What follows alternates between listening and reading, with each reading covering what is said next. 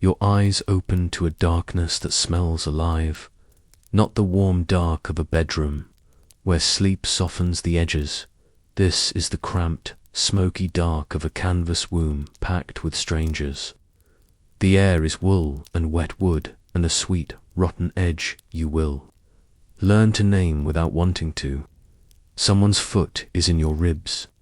Someone else is coughing into the same air you're about to breathe. On your feet, roll call in 5. A voice like a rasped saw cuts the tent in half. The man who owns it, Sergeant Harlan Gavey, doesn't shout so much as bite off his words and throw them. You sit up and the world tilts. Your bed is straw on dirt. Your blanket is a wool insult. Your back has discovered a new dictionary of aches. You slept in a barn once, as a kid, for adventure. This is like that barn, but the barn died here, and you were sleeping inside its ghost outside. Morning is a smear kind of grey that thinks it might be rain later. Inside, 30 men wake in a mad pantomime, shrugging into trousers that sandpaper the skin, wrestling with coats sewn for a different species. A boy to your left high carver, 16, on paper, pulls a sleeve that hangs past his fists and laughs because, if he doesn't, he'll cry. The laugh turns to a cough. Your uniform is Union blue that looks noble in prints and feels like a hair shirt in real life. The quartermaster issued sizes, 4 of them. Your body is none of those, you discover. The collar bites. The trousers sag and strangle at the same time. The coat smells like lye, stale smoke, and a stranger's sweat. You fumble for your Brogan's boots that have never heard of left and right. They are twins, stubborn and unhelpful. Your feet slide in with the promise of blisters you'll meet by lunch. You tie the leather thongs tight and feel the first complaint rise from your toes like a prayer no one answers. Move. Gentleman of leisure. Reeves barks from the tent flaps. He is leather with eyes, crow's feet cut by weather and choices. His coat fits because he made it fit with a knife and cord. Everything about him has an answer you don't yet know. You stumble into morning. The camp is a city someone invented last night and regretted by dawn. White tents in teeth-straight rows, cook smoke that hangs low, a ceiling of grey. Horses stamp and snort in a muddy corral. An endless river of men moves through a maze of ropes and stakes, cups clanging, tin plates flashing dull in the weak light, and the smell, Lord, the smell. It's wood smoke and bodies and wet wool and horse and bacon grease, but under it a sweetness that doesn't belong to food. You think of fallen apples left too long under a tree, how they turn and sink and draw wasps. You will learn to locate latrines by nose, even blindfolded. You will also learn downwind and upwind, the way sailors learn stars. Name. A clerk with a ledger and the patience of a brick rattles through the line. You say yours. He scratches. You become a mark, a line, a mouth to feed, and a body to count later. Company D, 19th, he says, jerking his chin. That way, if you get lost, follow the stink of ambition. Company D is a row of tents and a rectangle of men. Some faces are still farm, still shop. Others are already army eyes that don't blink at shouting.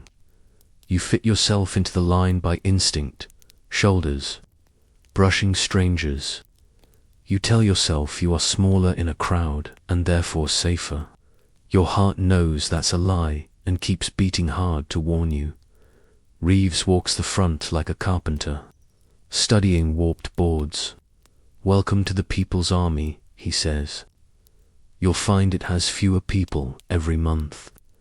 A chuckle runs down the line and breaks on the far end. Men always laugh when truth sounds like a joke.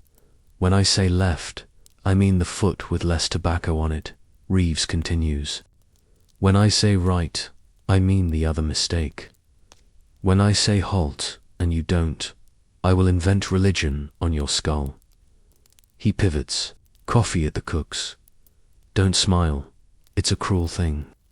Cruel is accurate.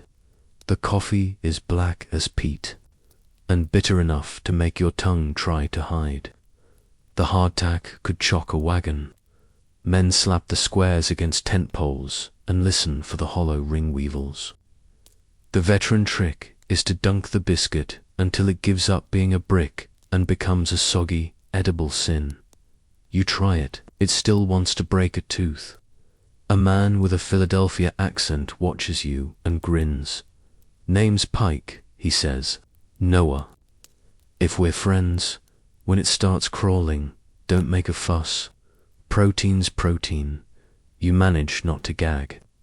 This counts as growth. Morning is drill, which sounds like noise and looks like walking, but is actually a slow surgery on the part of your mind that believes you're an individual. Front, Reeves roars. 30 heads snap like he tugged a string. Dress right. You learn to align your shoulder with the coat seam on a stranger you met 5 minutes ago. By file, left march. You learn your feet have opinions. That don't matter. There's music that isn't music. The clack of ramrods, the drag of soles, the snap of straps, Reeves's voice sandpapering the air. Your rifle a Springfield longer than sense becomes, your metronome, your burden, your spouse. This is the only thing in this army that will try to protect you if you protect it, Reeves says, running a thumb along your bayonet with a lover's care. Treat it like you wish you treated your first sweetheart. By mid-morning, your shoulders burn. The rifle's weight changes from object to geography. The sling finds a nerve and plays it. Your feet are a map of hotspots. Sweat crawls under wool and can't escape. You would sell property you don't own for a breeze. Water discipline, an officer calls. To swallows an hour. You cheat at once, because thirst and youth share a brain. The second swallow is a gulp. The third happens before you admit it. The canteen feels lighter immediately. Regret feels heavier and lasts longer. Lunch. A corporal sings in a voice that hates you. The stew is salt pork with the fantasy of bean. Someone has bullied coffee into existing again. A drummer, Boy Willis, freckled, younger than you want him to be, bangs out a rhythm on a kettle, and is scolded because the last thing anyone needs is noise that reminds them. Noise is coming. You eat, you don't enjoy. Enjoyment will be something. You keep 4 letters. Around you, the conversation is home, but translated poorly. A Connecticut mill hand explains looms to a Missouri plowman by drawing them in dirt with a spoon. A Bavarian immigrant teaches an Irishman a card trick and loses on purpose. A black teamster in faded blue sings low and soft while he oils harness. The song wraps the edges of the world and makes them kinder. Later, Reeves assigns fatigue duty. The words are older than you. Work that isn't glorious and therefore will constitute most of your life. Today it's digging latrines, drainage, foxholes that aren't yet called that. You learn how wet soil suctions the shovel like a stubborn animal. You learn how 100 shovels can make a trench in a morning and a mistake in an afternoon. You learn that your hands were citizens yesterday and are soldiers today, which means they blister and keep going, downwind. Reeves barks when a private points the wrong way with a pick. We are not savages, we just look like them. By late afternoon, the camp has sharper edges. Ditches draw lines like veins. A stack of wood whispers promise if there's time for fire. Your tent has a trench around it now, a moat for the flood you don't want to meet. You feel, if not pride, then the thin, clean feeling of having stood up to the day and not been shoved back down. Mail call happens like a spell. A wagon rattles into the rectangle and the clerk on it expands to God. Men who would ignore a general will climb each other like ants for a letter. You hover like a planet near gravity. Nothing for you. Your disappointment is a child you pretend you don't know. Pike gets two and reads, standing up, eyes wet. Willis the drummer gets a small loaf wrapped in a towel and shares it the way boys do when taught kindness early and often, like it's obvious. Twilight is kind to ugly places. The sky goes lavender and every tent glows a little from candles inside. The camp is a village then. Stories at firesides, someone soaring a tune from a fiddle missing a string, someone else playing cards with the focus of a surgeon. You sit with Pike and Willis at the edge of the fire and listen to old hands tell lies that are mostly true. Why do you enlist? Pike asks finally, poking the coals with a stick. The truth is complicated. Country and fear and boredom and a dare your pride couldn't leave alone. The truth is also a poster in a town square that made you taller for one afternoon. You say, it felt like something I would regret if I didn't. Pike nods. Good enough. Most of us came for one reason and stayed for another. Night is bugles and the map of stars you will use to measure distance from home. The tent is somehow smaller than morning. Men breathe like engines. Someone turns in his sleep and says a name that isn't in camp. Your straw crackles. Your blisters. Negotiate with your socks. You're almost asleep when the pickets fire 2 shots. Flat and ugly, the camp inhales. Voices drop. Reeves's shadow is at the flap in a heartbeat.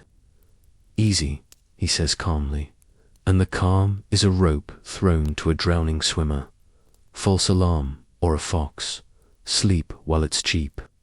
Tomorrow I charge full price. You lie awake 10 minutes more, listening to your heart drum behind your ribs, counting it down into something steadier. You memorize the tent's shape against the starlight. You do not think about what you signed. You think about your feet, your rifle, and your name. You decide to keep all 3. That's your first victory.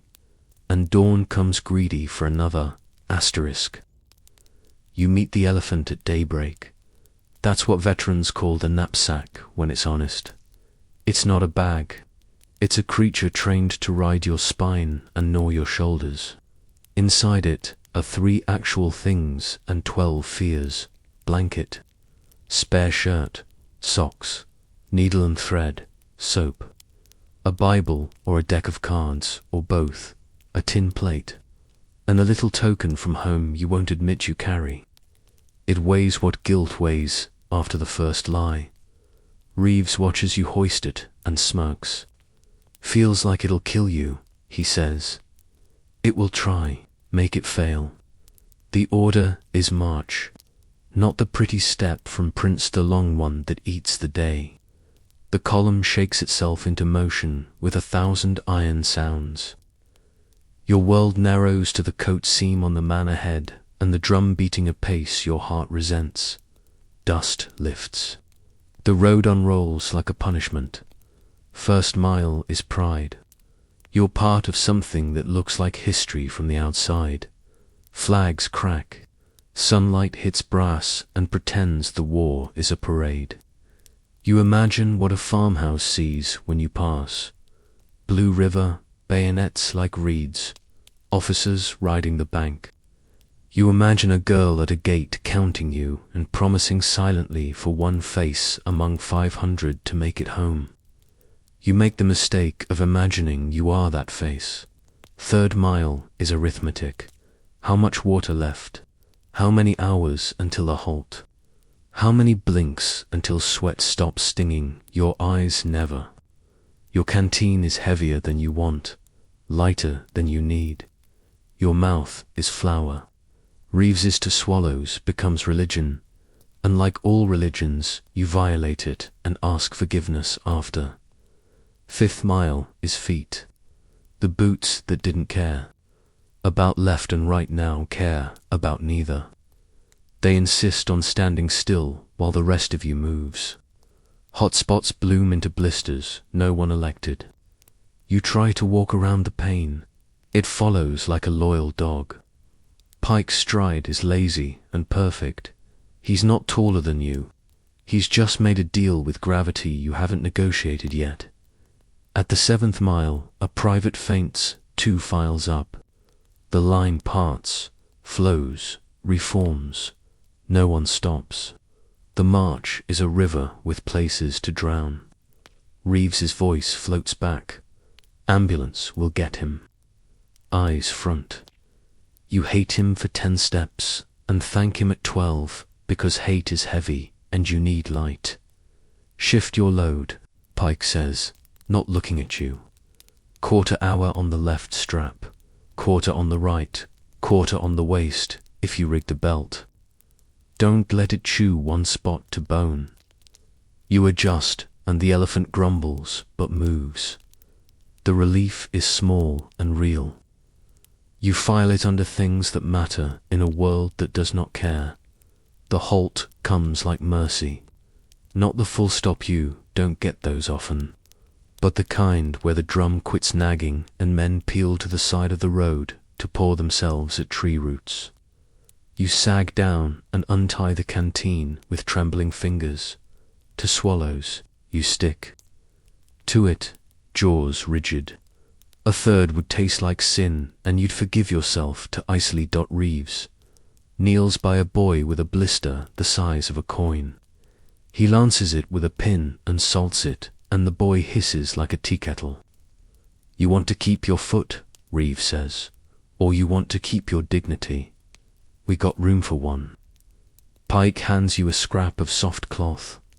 Grease your socks, he says. Pork fat. Don't be precious. Your nose will hate you less. Then your feet will love you. You rub the fat into wool with the solemnity of a priest anointing a king. When you pull the socks back on, your skin size. You didn't know skin could do that back on your feet. The road has learned your name and uses it. The sun climbs and acts like it owns the sky. The uniform becomes a sauna someone sewed arms onto. The drummer shifts to a cadence that is not faster but feels meaner at the 10th mile. Conversation dies. Words are a luxury, and the price is air. The only language left is the chorus of the column. Clink, thud, creak, rasp. Willis, the drummer, keeps time without flourish now. The boy's energy is a match flame cupped in wind. You pass a farmhouse where 2 women watch from a porch. One folds her arms like a shield. The other sets out a bucket with a ladle on the fence post and looks at the officer the way a mother looks at a physician, hard, demanding, ready to bargain. Reeves nods at a corporal, who nods at 2 men, who fill canteens in a speed that respects gratitude without touching it. The older woman's mouth thins, but she does not remove the bucket. Later, when you can afford thoughts again, you will decide it was the most generous thing anyone did all day. At the 13th mile, your shoulders go from burn to a low electric hum. Your feet stop reporting details and switch to headlines. Bad. Worse. Don't ask, a man in the next company starts to sing in a cracked tenor, something about the girl he left. The line picks it up, not because they care about the girl, though some do, but because a song can hide how far there is to go. The last mile is a year, when the halt finally becomes a camp. It is a meadow that was prettier before you got there. Order erupts from exhaustion, tents like teeth, fires like eyes, details like hands. Reeves rattles off tasks, and you find yourself performing them without an argument from the parts of you that would rather lie down and stop being a person. You collapse beside Pike and remove your boots. The smell comes first, then the sight. White blisters, red skin, a ribbon of blood where a seam had an opinion. Pike inspects like a farrier. Seen worse, he says. Haven't seen better, but will pretend. He produces a tin of something that looks like tallow and wintergreen had an argument. Rub, he orders. Then air. Socks by the fire. Don't let M scorch. They'll shrink and then they'll kill you out of spite. You rub, you air. The world reduces to the square foot of ground where your feet rests and the small Joseph miracle of not moving. Supper is salt beef that tastes like the barrel it came from and hardtack that compromises faster tonight. Willis falls asleep sitting up and tips slowly until he is a boy curled beside a drum. Someone covers him with a coat he hasn't earned yet and no one comments. Mail call again. You get a letter this time. The envelope is worn soft by distance.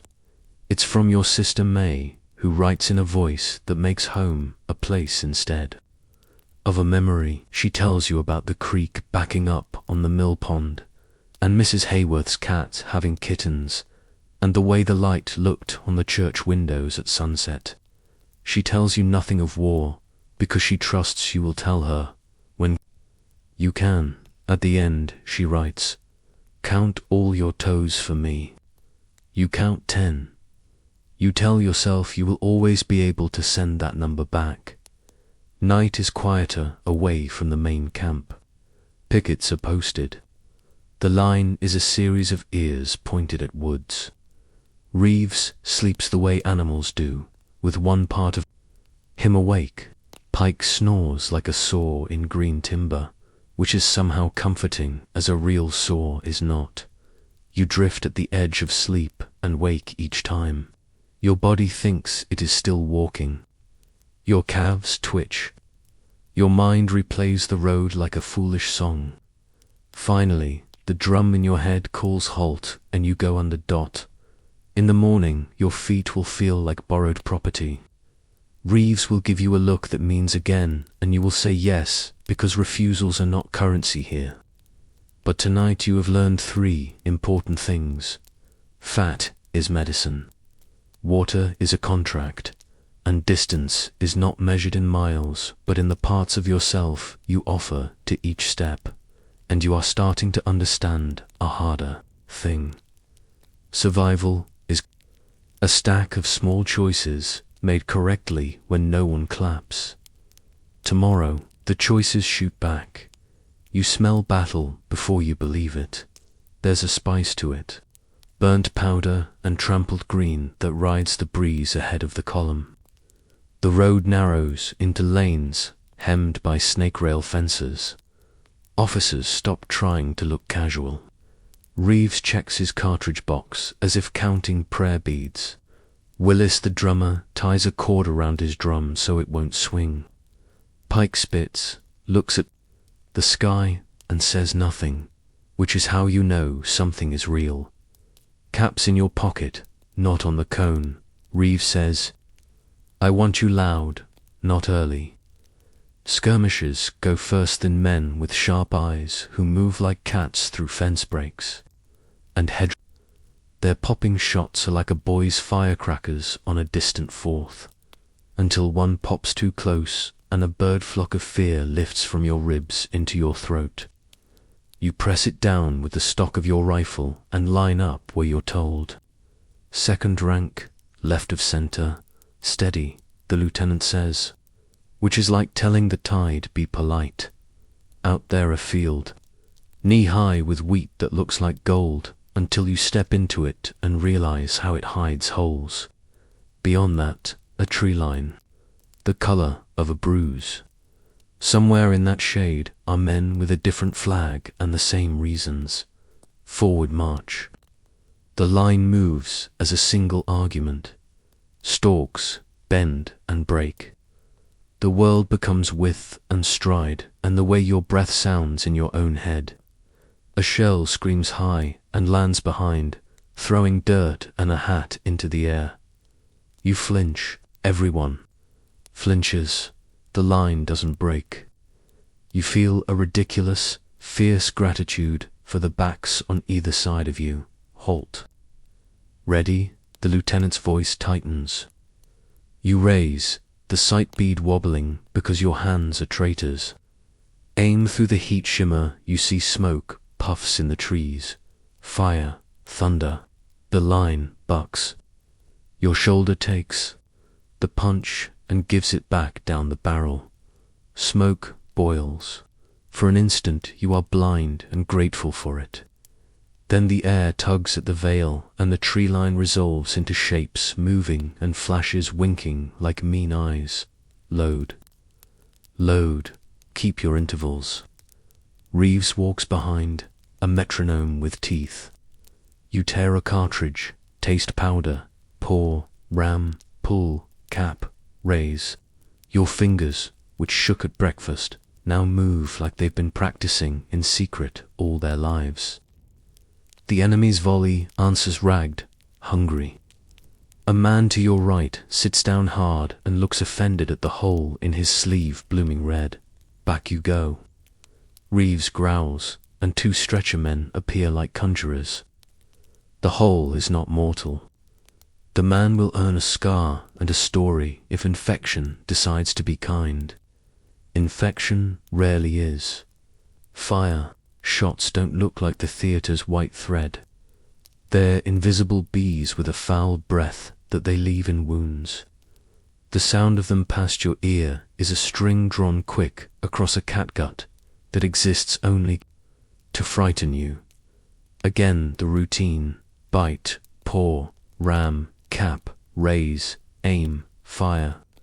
The drill that stole your sense of being special returns it as the only thing that might keep you alive.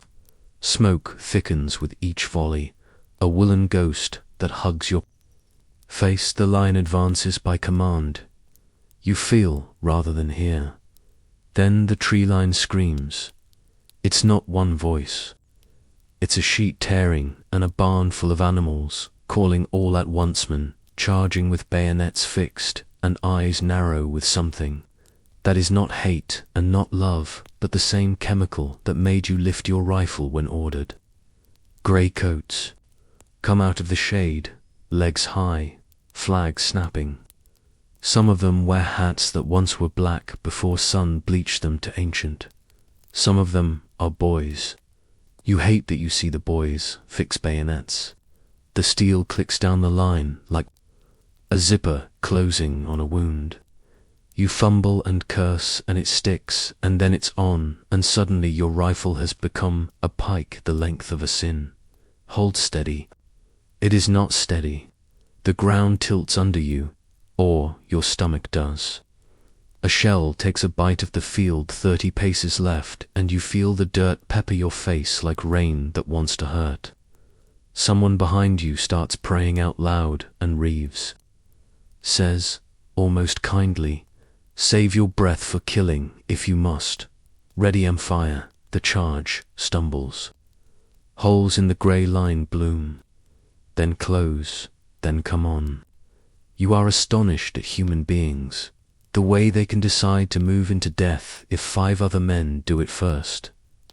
20 yards is a conversation. You hear their feet in the wheat. You see sweat spoil the shade on their coats. One man's mouth opens yelling or singing, and a bullet erases his words. He folds like a coat off a hook. At 10 yards, the rifles stop being guns and become clubs with blades. Someone hits you not with steel, with a shoulder, and you rock and stay up because the man on your left rocks and stays up, and between you, you make a fence. A grey coat lunges, his bayonet a sudden bright sentence. You parry clumsily, and the ring shocks your teeth.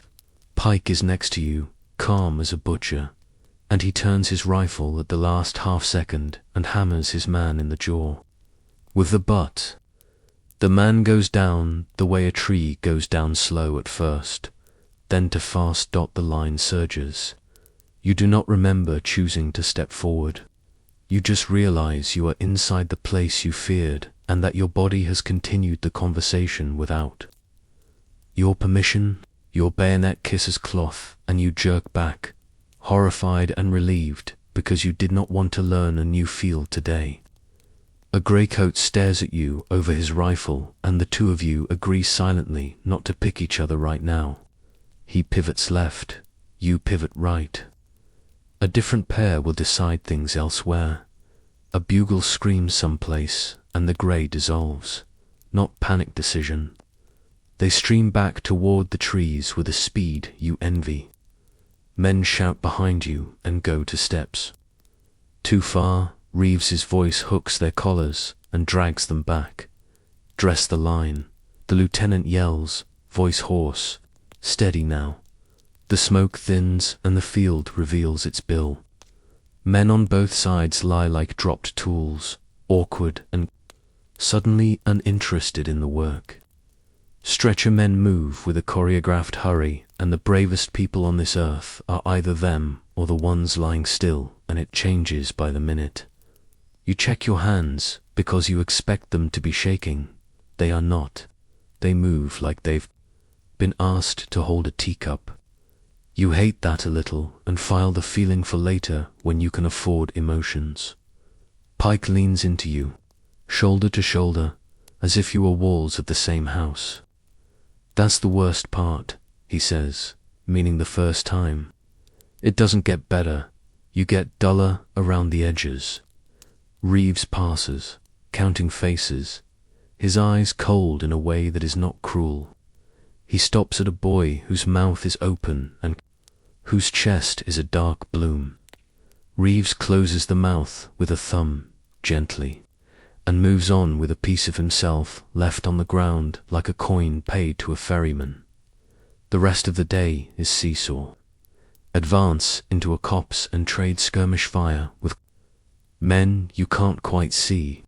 Pull back to a fence because someone on the right forgot how to be a soldier for a minute, and you will not be the corner that breaks. Drink warm water and pretend it helps. Eat a bite of bread that tastes like wood and refuse to notice that it is not the worst taste in your mouth today. By late afternoon, the guns on your left sound farther off. Staff officers ride and lie as they must. We've got them. Hold fast. Now, no panic. You are too tired for panic. You would panic if someone else would carry it for you. No one volunteers. When the retreat bugle finally speaks for them, this time you feel no triumph. Relief, like a sheet pulled off a body in fever, and then the cold. The field belongs to your side this hour, which means the other job begins. Finding who can be saved and learning new names for mercy. You help carry a corporal who jokes about the hole in his leg like it's a mouse that bit him. You help carry a man who does not joke and will not again. You do not cry, not because you are brave, but because you have been holding in your breath for 4 hours, and crying would mean exhaling, and you have decided without telling your lungs that you don't trust air anymore. At dusk, the camp smells like smoke and iron and the bitter, metallic argument of blood drying on wool. Willis taps a slow tattoo no one asked for and no one stops. Reeves passes out cartridges with a miser's hand, as if any fight could start again in the night while men still have hands. Pike pushes a canteen into your paw. Drink, he orders. You drink. It tastes like tin and life, somewhere beyond. The pickets a fox barks 3 times, and the line stiffens and then relaxes because men who lived deep in country know fox from man the way. A mother knows her child, awake by the sound of a door. You lie down, and the ground rises to meet you like a friend you didn't trust yesterday. Your shoulder throbs where the rifle taught it manners. Your ears ring like a kettle. Your hands smell like powder and lard and leather, and you don't mind. Sleep comes, quick, and drops you into a dark where no one is shooting. It is the kind of sleep that steals, not gives, and leaves you poorer for a minute when you wake. But it is real, and you take it like a man who has learnt the price of everything, and the value of a few things. In the morning you will count your toes for May. You will also count names. The list will be too long. You will not forget that you did not run, and you will not lie to yourself that it was glory, it was work. The worst kind, the kind you do again tomorrow. Morning comes with the quiet of a thief, not the parade noise of yesterday, the drum and yell and iron thunder, but a hush that sits heavy as wet wool. The field holds its breath while stretcher men move in a sad geometry, while surgeons sharpen reasons, while a chaplain memorizes names he'll never get to say over a proper hole in proper ground. You follow Reeves toward the hospital line because he tells you to, and because saying no to Reeves feels like saying no to gravity. The hospital is a city of canvas with its own weather. Heat lives inside those tents, a damp heat made of breath and steam and the thick sweetness of blood that has learned air too fast. The line of wounded coils from fly-flapped flaps to wagon ruts. Some men sit very straight, as if posture can hold their insides in. Some lie awkward and stare at a private sky only they can see. You think you're ready, you're not. Bearers, a steward shouts, and you and Pike shoulder a litter toward a surgeon in a bloodied apron. The surgeon is a middle-aged man whose eyes look like they've stayed up for 2 wars. His hands are steady in a way that suggests parts of him quit trembling years ago. Chloroform, he says, and a nurse sanitary commission sash, pinned crooked cups, a cone over a soldier's mouth.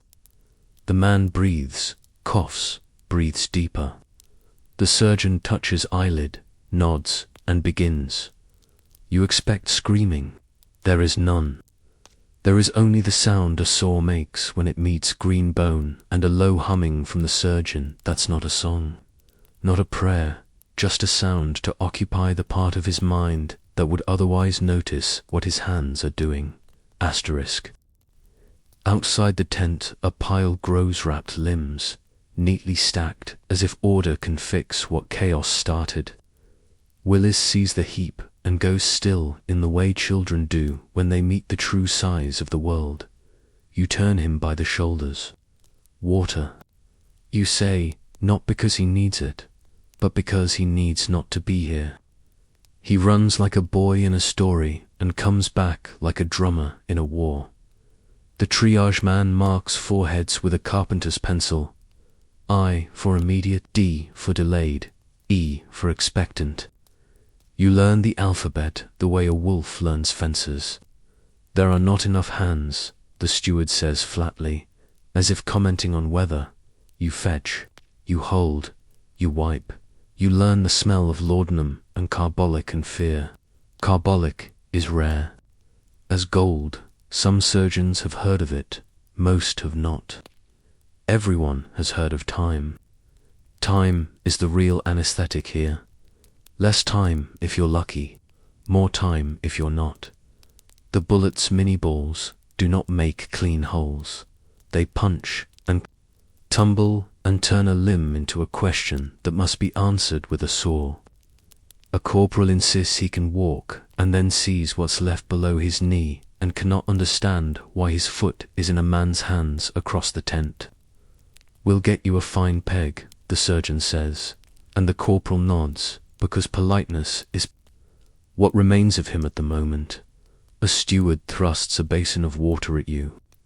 It clouds, red, then brown, then clear when you change it, then red again. You carry the basin like it is a sacrament and try not to spill. Eli Carver shows up at noon with a cough you could hang a coat on. He did not go down under fire, and the Shame burns his ears. It's nothing, he says, because 16 wants to be bulletproof. The steward puts a hand on Eli's forehead and changes his mind about weather, typhoid, flux. Doesn't matter the word, he mutters, matters. The water, the water.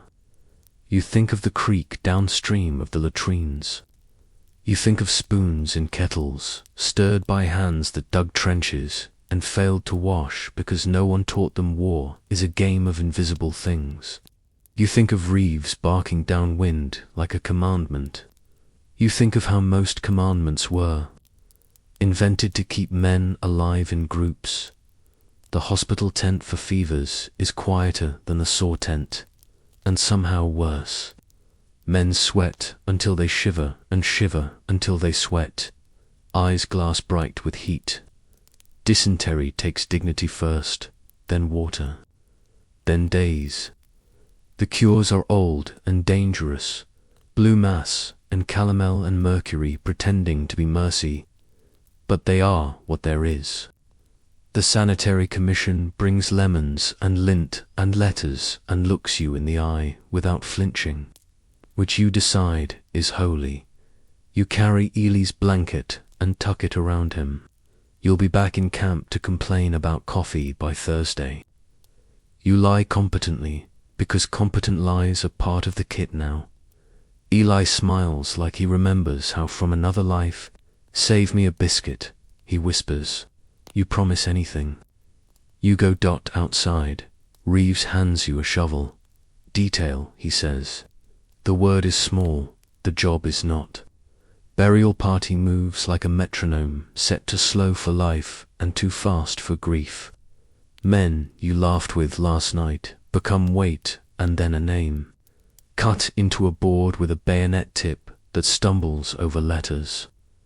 Pike carves careful tongue, peeking at the corner of his mouth like a schoolboy writing lines. He refuses to misspell the dead.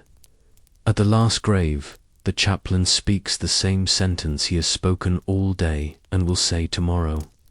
You watch his hand shake as it closes a Bible, and you forgive him everything he has ever believed or doubted. You eat when the sky has the color of a bruise healing. Salt pork tastes like salt. The coffee tastes like forgiveness and burnt log. Willis sits so close to the fire his hair might learn to spark. Pike chews with the patience of a man who understands meals have three purposes now: fuel, comfort, and proof that you are upright. 2 for every one, Pike says finally. What, you ask? Disease for bullets, he answers. To take you from inside for every one that takes you from out. Virginia has more enemies than flags. That night, the moaning from the fever tent lays a second skin over the camp's noises. You try to sleep under it and can't, so you walk the line with a guard who tells you he was a barber 3 months ago, and now he shaves faces that do not need it anymore because their mothers might come see and deserve to know who they're. Looking at the guard's hands are steady the way the surgeons were. You decide the world survives because of people whose hands learn steadiness when their hearts can't. When dawn comes, Eli is no better and no worse. No worse is a victory large enough to carry all day. You return to drill because the army believes in muscles over minds, and because the only way through this is through. Reeves's voice is hoarse but accurate. Lieutenant keeps his hat brim low, so you don't see his eyes. You shoulder the Springfield and perform the miracle. You move like a soldier while your head lives in a tent and your heart stands in a trench with a board for a stone. The miracle holds. Men watch each other from the corner of their vision and stay upright because someone else is staying upright first. By noon, wagons groan toward the railhead, wounded bundled like awkward freight. The quartermaster barks, sutler haggles, cook, curses, mule brays, and the war machine proves it does not pause for the parts that break. You hate it and you're glad for it. A machine that stops once will never start again. Late afternoon, the fever tent exhaled a man and kept the rest. Eli sleeps like a child, mouth open, color returning in a first shy step. You stand in the flap and watch his chest rise and fall. It is the only beautiful thing you will allow yourself to say aloud. Reeves appears silent. The sergeant looks at Eli, then at you. Water, he says. Boiled, you answer. Latrines. Downwind, you say, and the corner of his mouth twitches. Then you realize for the first time that Reeves' rules are his prayers. Good, he says. We move at first light. Where? You ask. He shrugs. Away from here, toward another version. You nod. You go to your tent. You clean your rifle with the appetite of a man who understands this, at least obeys when asked. You sharpen your bayonet not because you love it, but because dull steel lies to you. You roll your blanket and lay your head down and count toes. For May and names for yourself and seconds for Eli. In the thick dark, just before sleep, you understand the title of the day. The silent enemy is not mercy or medicine or men in grey. It is time, water, chance, and the way 1,000 bodies in a small geography make invitations to things you cannot shoot. You will learn to fight it with soap and rules and stubbornness. And with luck, always luck. Tomorrow is miles. You promise. Your feet you will listen. You promise, Eli. You will be here when he comes back to complain. You promise nothing else. Asterisk. The first flake lands on your sleeve like a tiny, white flag you don't trust. By afternoon, the sky is a grey lid and the air eats. Heat. Orders crackle down the line. Winter quarters. No one cheers. Men who've seen a season know. Winter is a new campaign with fewer bugles and more teeth.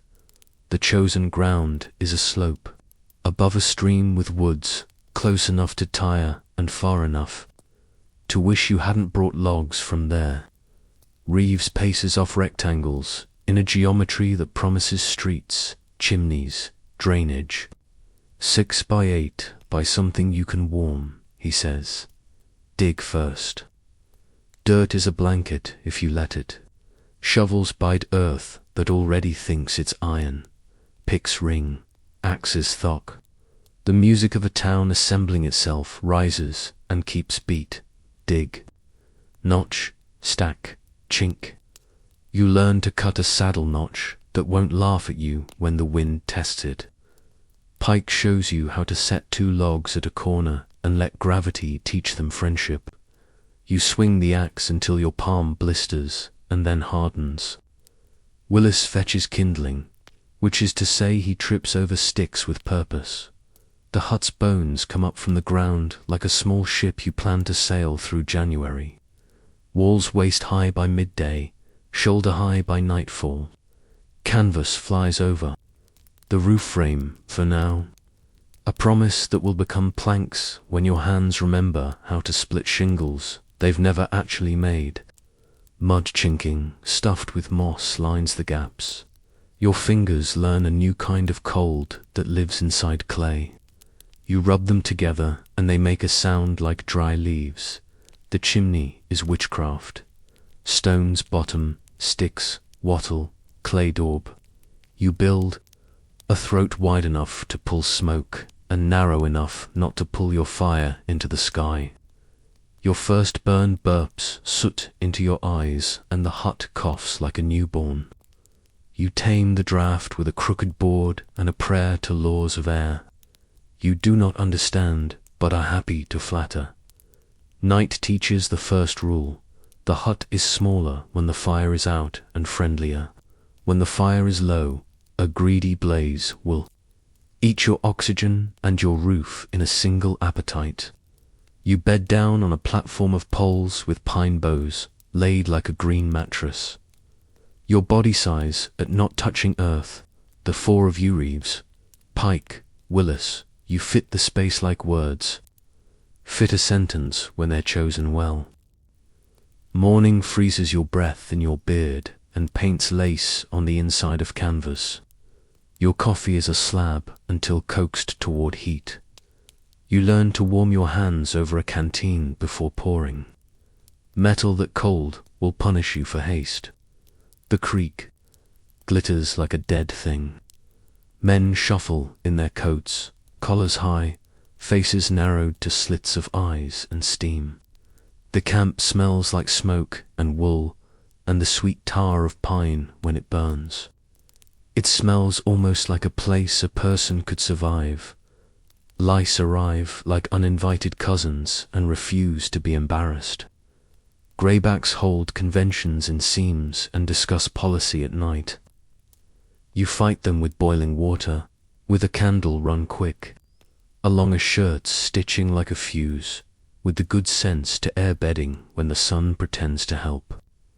Pike calls them camp soldiers and jokes until someone scratches blood. Then he reaches for soap and hot water like a minister for scripture. Work orders rotate.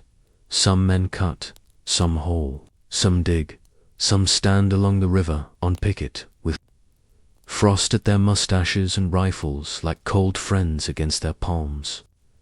Picket duty is a new kind of fever, hours staring at a line of trees, wondering if they stare back. Across the water, grey pickets do the same. You get close enough once to hear a cough answer a cough, to smell coffee you did not brew.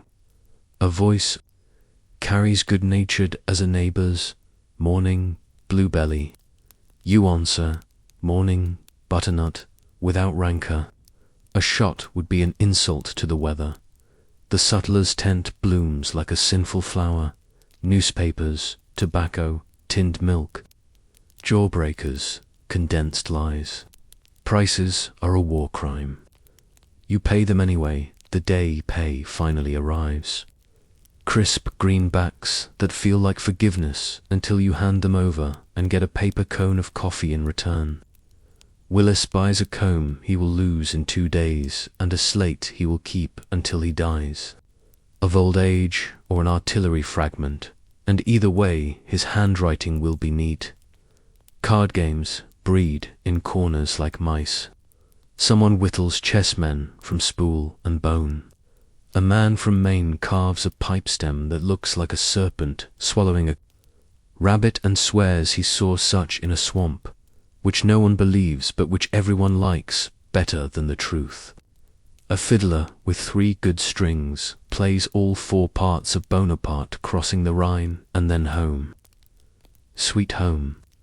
And men stare into the fire like they could see that place reflected in it if they still deserved it. Sunday brings the chaplain, a canvas pulpit, and a hymn that wobbles into harmony. Reeves sings in a low voice you didn't know he had. Pike doesn't sing, but his head bows in the right places. Willis sings loud and off.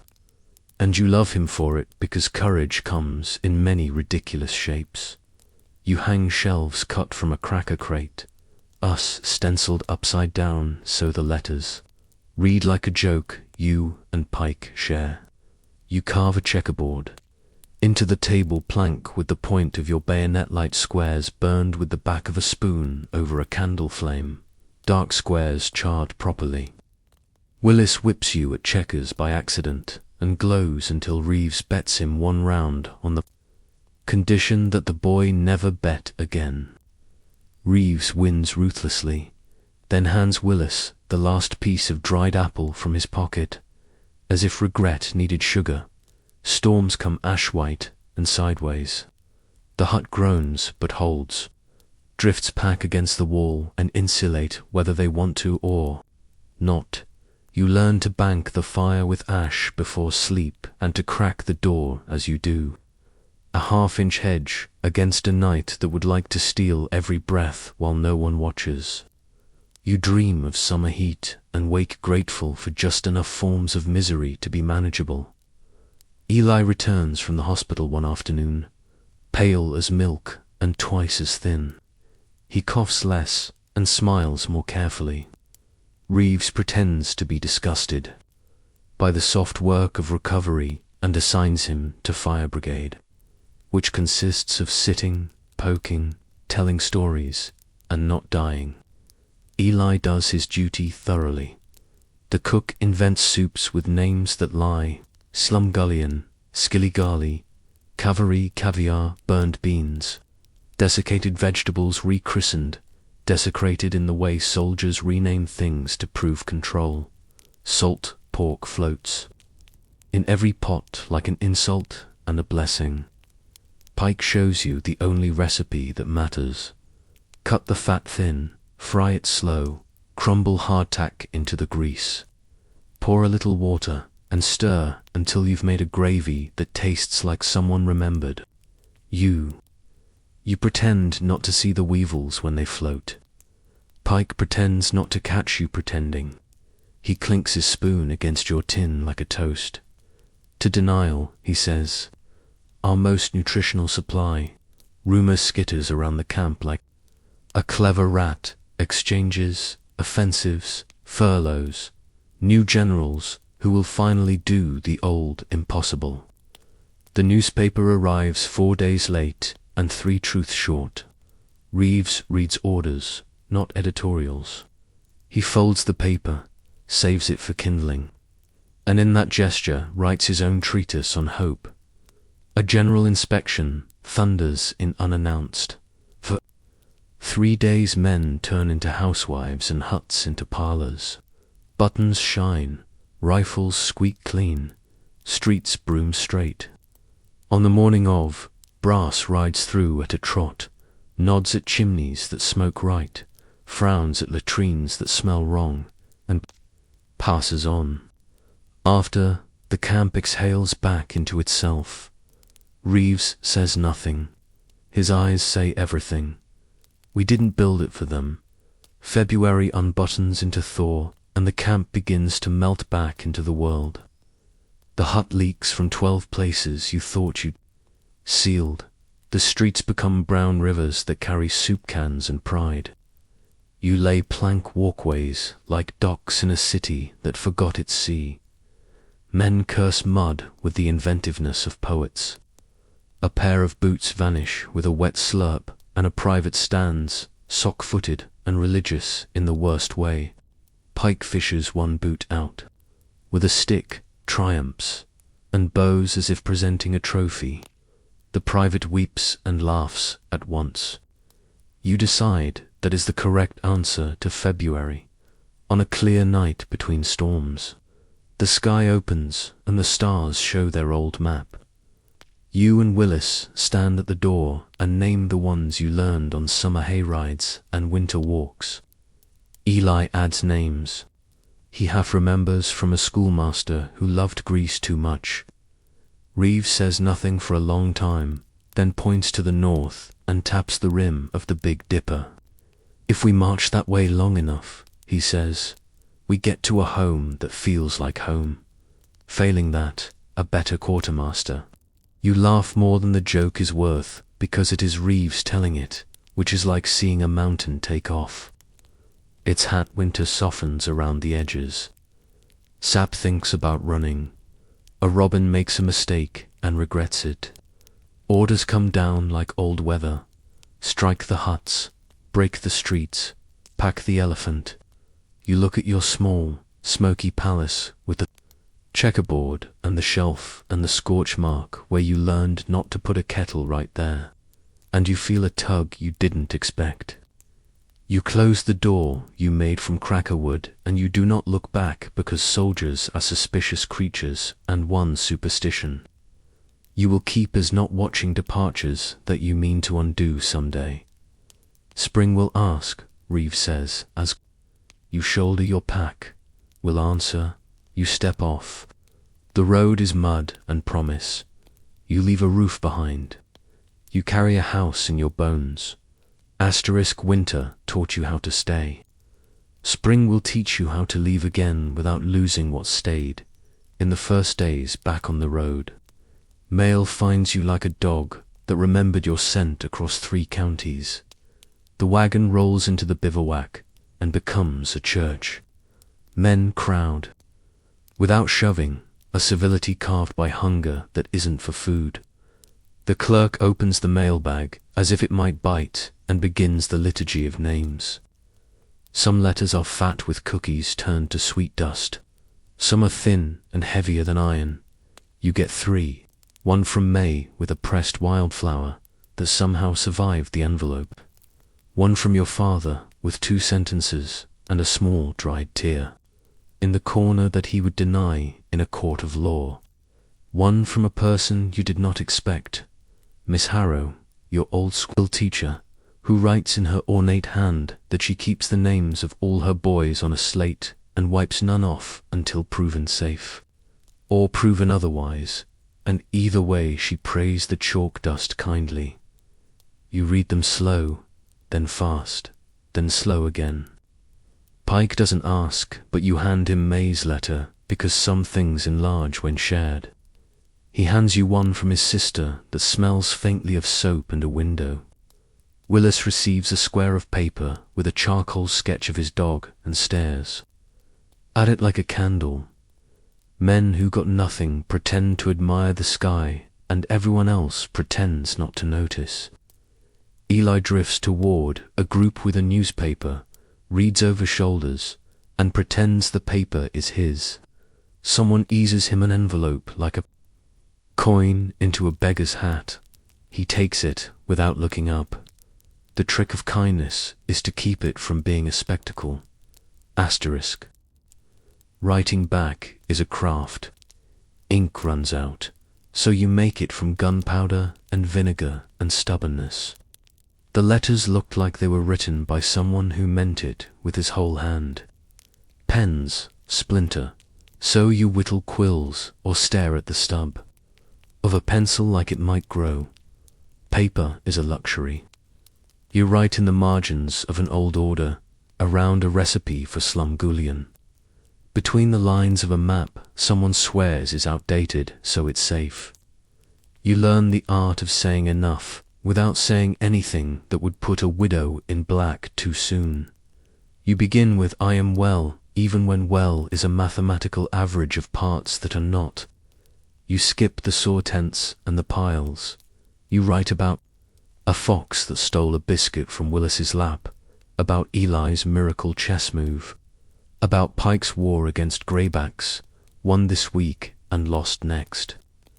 You add a line for Miss Harrow about the way Orion leans west over the bivouac fires. You fold the page carefully, as if folding could keep it safe across miles. Food continues its comedy and its crime. Hardtack in spring is a different animal. Softer where the damp got it, more ambitious where the weevils hatched. You tap a biscuit on the barrel head and it rattles like a tiny sack of nails. You hold it up to light and see silhouettes crawl. Eli says, "Close your eyes," and you can't. Prove it, and you bless his country boy philosophy. Pike shows you the drill. Drop the hardtack in boiling coffee, and the floaters will surface. You skim without comment, because comment makes it real. The results Gilligali is not good, but it does not kill you, and the army is satisfied with that result in many categories. When supplies catch you proper, the cooks stretch with pride. Salt beef appears that doesn't need a week-long soak. Desiccated vegetables, squares of dried mystery, become something like soup with enough salt and love. Someone gets hold of molasses and the entire company treats it like a coffin flag. A man from Louisiana teaches you to fry cornmeal into ash cake on a hot shovel. Another from New York shows you how to steal onions from a field and call it requisition with a straight mouth. Sutler sells cheese for the price of a boot heel. You buy it and eat it slow, in slices measured with a surgeon's care. Payday is a holiday and a hazard. Men line in front of the paymaster and become arithmetic. The green paper crackles like new leaves. Some send a share home that same hour. The mail clerk's bag grows fatter with money that will teach a family how to breathe for another month. Some wander to the subtler and swap earned value for instant comfort. Tobacco, a deck of cards with ladies from Paris printed in colors that blush. A tin photograph frame with a place for a face no army can issue. A few seek whiskey and find water. Flavored with regret, Reeves stalks paydays like a shepherd with a wolf's patience. He doesn't lecture. He appears, and men go another way. You build a writing table in your new camp from 2 barrel staves and a plank. The plank remembers your winter checkerboard and winks at you with burned scars. You start keeping a few lines each night by candle stub. Not a diary, just a ledger of small proofs. Willis fixed a drumhead with glue made of hoof. Eli beat Pike at checkers, and Pike smiled. Reeves laughed once. You decide later is built out of these, not the big days that newspapers print. The regiment plays baseball on a Sunday when the ground agrees. The ball is stitched rough, the bat a shaved-down stave. The rules a negotiation older than law. Men who never ran for joy in their lives run now, hats flying, elbows high. Reeves umpires with the solemnity of a church elder and calls everyone safe unless the play is truly criminal, in which case he calls out like it might save a soul. You swing and miss and swing again and find the center of the wood, and the ball's secret, and for 3 seconds the world is a clean white line. You may do what you wanted. At the next mail. A small miracle, a carte de visite, a studio photograph of May and your parents, posed, stiff as firewood and twice as dear. Your father's hand is on the chair back, like he's holding the room up. Your mother's mouth is a battle she is winning. You stare at the little rectangle, and it stares back, and for a moment the distance folds like a map. Pike gets a picture of his sister and pins it inside his cap so the brim ghost shadows her face on his forehead. Willis has nothing but the camp. Photographer man with a wagon that smells of varnish and hope offers to take the boy's portrait for half price if he drums while the plates dry. Willis sits straighter than in any formation and looks like what he is, brave and not tall. You all crowd the wagon 3 days later when the proofs return, and Willis tucks his own face into his breast pocket like a saint's bone. Rumor returns with green shoots. New general, old promises. A raid across the river for cattle. A balloon. Ascension you can see if you squint. A bulging silk with a person in a basket measuring wind like a god with a yardstick. The spyglass passes from hand to hand. Reeves refuses it. I trust the ground, he says, and you love him for the limits he sets between drills. Reeves brings a stack of envelopes with dirty corners. Undeliverables, he says. Help the chaplain write new directions. You sit at the chaplain's table and address envelopes to widows and mothers and people who will stop moving a fork halfway to their mouths when the postman sets this on the table. The chaplain dictates a sentence you can tolerate. He served steady. He was known. He was not alone. You copy it 12 times and do not permit your hand to shake. You imagine Miss Harrow erasing a name gently from her slate. The chalk dust, a small cloud of him night again. The bivouac sprawls in an untidy constellation of fires. Songs ride the dark. Irish ballads that make men smuggle tears with smoke in their eyes. Hymns that say the word home like a password. Cant-made doggerel that rhymes grunt with cant, and Sherman with burnin', and earns a laugh too loud. Then, quieter because a picket coughs, a warning out there, and the line listens. You write by candle until the wax gutter whispers enough. You end with, I am well, and it is more true tonight than not. You fold the paper and touch it to your lips before you seal it. A silly old country thing you never did at home but learned here. Because this place is teaching you to be many kinds of fool in order to remain human. Before sleep, you lay out your next day on the plank. Cartridge box strap mended, socks turned, a square of bacon fat in a twist of paper.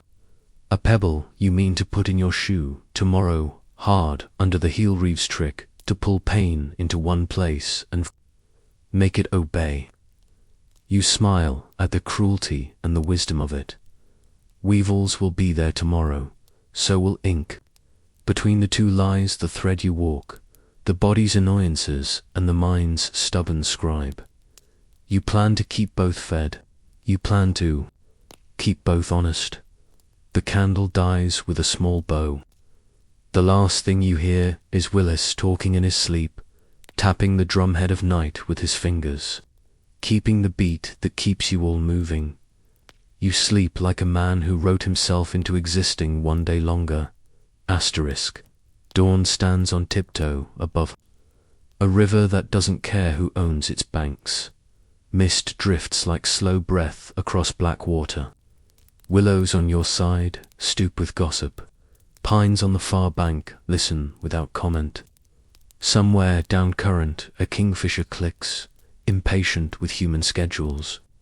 Your company takes the picket line at first light, 2 men to a post, rifles warm. In the hand from the night under your coat, eyes trying to learn the difference between leaf and man. Reeves posts you at a bend, where the current leans toward the far shore and then thinks better of it. No talking unless they do, he says. No shooting unless someone tries to take your name from you. He fades back along the path, a ghost with orders. You settle in with Pike. The ground is damp enough to whisper through wool. You scan the tree line opposite and the water between, because the river has a way of delivering truth without announcement. A log that is not a log, a head that is a hat with a man under it and a story behind that, a barrel that wants to be a boat. You listen. Water speaks in all tongues and none. A cough answers yours from across, close, human. A shape steps from the huddle of laurel on the far bank, grey jacket, battered brim, rifle held with its bored mouth pointed safely at the ground. He's young, in the way winter wheat is young green, but rooted hard. Mornin', blue, he calls. Careful and plain. Pike answers with the same coin. Mornin', grey. Silence tries to resettle and fails. The boy in butternut hitches his rifle higher and sniffs the air like a fox. Smells like coffee, he says finally, accusing and wistful. Smells like tobacco. Pike replies, sniffing back, and the boy grins because the world still contains symmetry. You could call this a truce, but no one declared one and no one would sign it if you did. It's a custom older than flags, the small pause where men who might wish each other dead also wish for the comfort each other currently owns. Pike pulls a twist of coffee from his haversack. You untie a length of string from your canteen. Across the water the boy produces a plug of dark tobacco that looks like sin and sanctuary in equal measure. Negotiation is a geometry problem. 2 sticks, 2 chords, 2 tin cups. You and Pike lash your cup to a branch and shove it into the patient. Current. The butternut does the same. The river takes both at once and weighs both for fairness. The cups cross midstream like shy swimmers and arrive into new hands, dripping with truce. You pour a little water through for politeness, then tuck tobacco into your pocket, marveling that contraband can feel like blessing inside blue wool. Virginia, sweeter than Ohio, Pike pronounces. Lord, don't tell Reeves I said that. Asterisk. Your coffee smells like a parade. The boy calls back. already sipping like he means to remember this moment in old age. Been boiling parched corn so long, my cup thinks it's a cob. You trade 2 more passes because the math of comfort is never exact. The 3rd pass carries more than goods. The boy's cup is snagged with a photograph cart, de visite, a studio's attempt at tenderness, a girl with a ribbon in her hair and a gaze that thinks every sunrise belongs to her. My sister, he mouths across, and you nod with the reverence, tendered to saints and siblings. Pike is not sentimental, he is practical. He ties a scrap of newsprint to your cup last week's. Harper's page with a picture of a balloon and a headline about nothing that changes anything. The boy takes it like scripture. Both of you return what was loaned. That is the rule. A small breach means the river stops being kind. From downstream comes a shape, neither log nor hat. A human form turned wrong by water, trouser legs swelling, like tired lungs, a hand open to give something back to the world, and finding only current. You and Pike move without orders, and so do to shadows, across poles out. Boots braced, the quiet of funerals and fishing shared at once. For men and the river agree to let him ashore on your side. He's grey, young, beard barely old enough to catch secrets. His eyes are closed in a calm that refuses judgment. His jacket is cut through, and the cut is truthful. A letter is sewn into his lining. Pike touches it with 2 fingers, not to take, to acknowledge no one speaks. The Farbank boy removes his hat. You do too, because the river requested it. Pike says, "We'll put him down decent," and the butternut nods. And that is all. You will bury him 20 paces back in the soft place between 2 maples where spring flowers will try. A slip of cracker crate serves as a board, unknown. Reeves watches from a distance and doesn't interfere because rules are for the living, and the dead make their own. When you return to the water, the mist has thinned and command has woken. An officer appears on the far bank and reads the air, like a suspicious landlord. "You boys done with your swapping?" he calls, jovial with a brittle edge. "Yes, sir," the butternut says. His jaw is set like a barn beam. "Then save your powder," the officer notes. He's chosen mercy today. He fades back into the trees, and the boy does too. The rest of your watch is uneventful on the surface. Underneath, the day keeps making small claims. You glimpse a man over there with a pipe whose smoke rings look like home. He glances up, and when your eyes meet, both of you decide not to shoot the other's morning. It feels like cheating death and cheating duty by inches. You file the sin and the salvation in the same drawer. At midday, relief comes. Reeves pulls you back through trees that smell like days before enlistment. The tobacco in your pocket warms against your leg like a coin.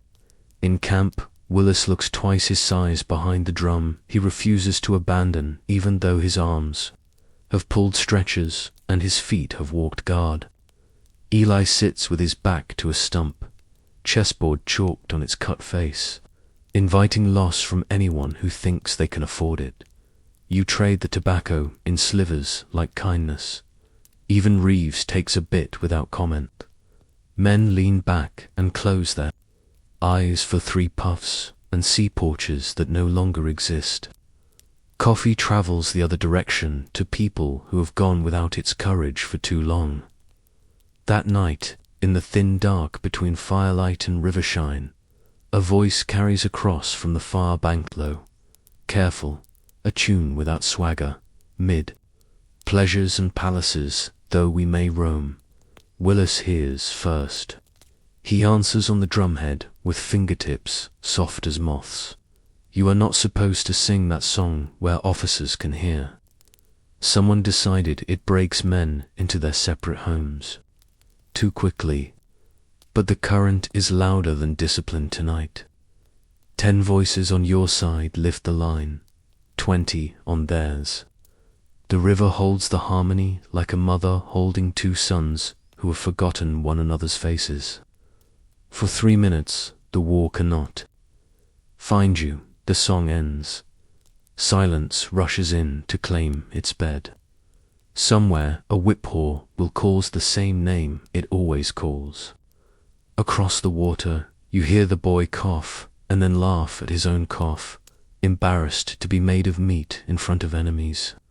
Pike taps ash off the end of his pipe and says, "Into no one and everyone, same sky, same lungs, same foolish hearts." He does not add different flags. He doesn't have to dot in the morning. Orders will come. They always do. The river will keep going to a sea that belongs to neither cause. You will shoulder the elephant and go where maps say men should die to move a line. But tonight you learned another line, a thin one, braided of tobacco and coffee and a photograph on a string. It stretches across water and through orders and into a future you hope will remember this. Men on both banks wanted sleep and soup and letters and one more sunrise. They shot anyway when told, but they also traded contraband of kindness where they could. You fall asleep staring at a strip of sky through the willow ribs and decide to keep this. Contraband. Some things are worth smuggling between hearts.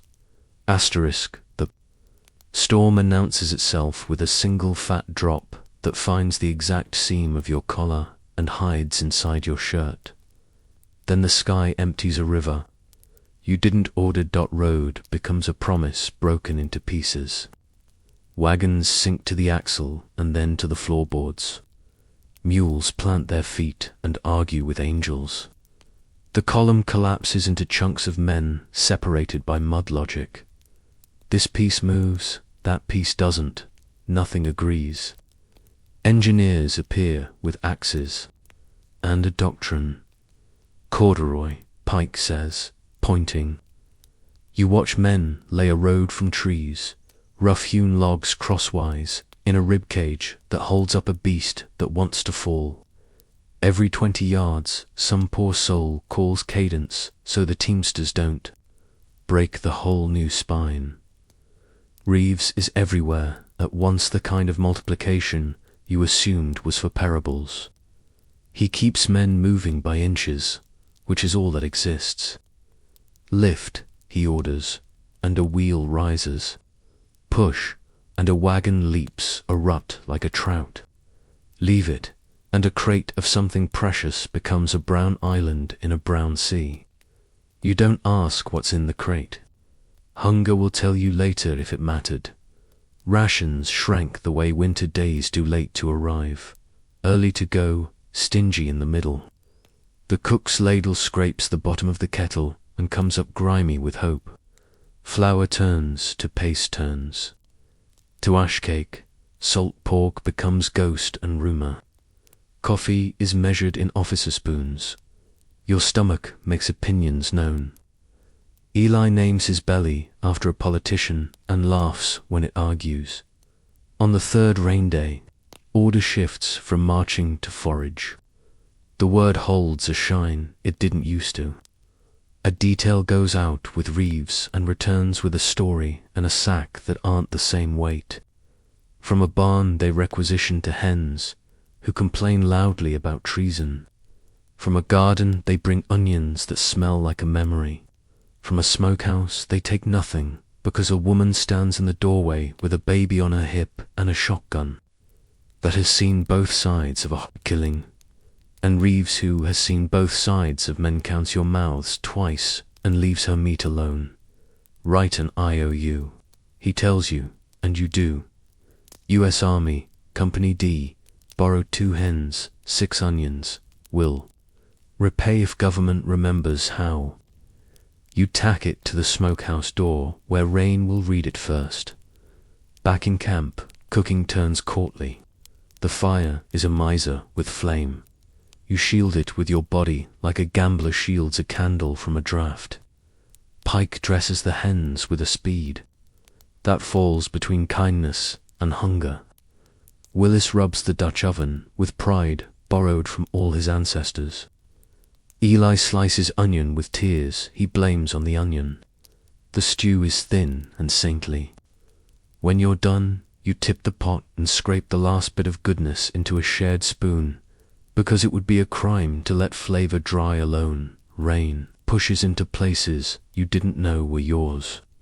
You sleep with your feet up a tree because Reeves says blood goes home easier with elevation, and you believe him because the mud believes him.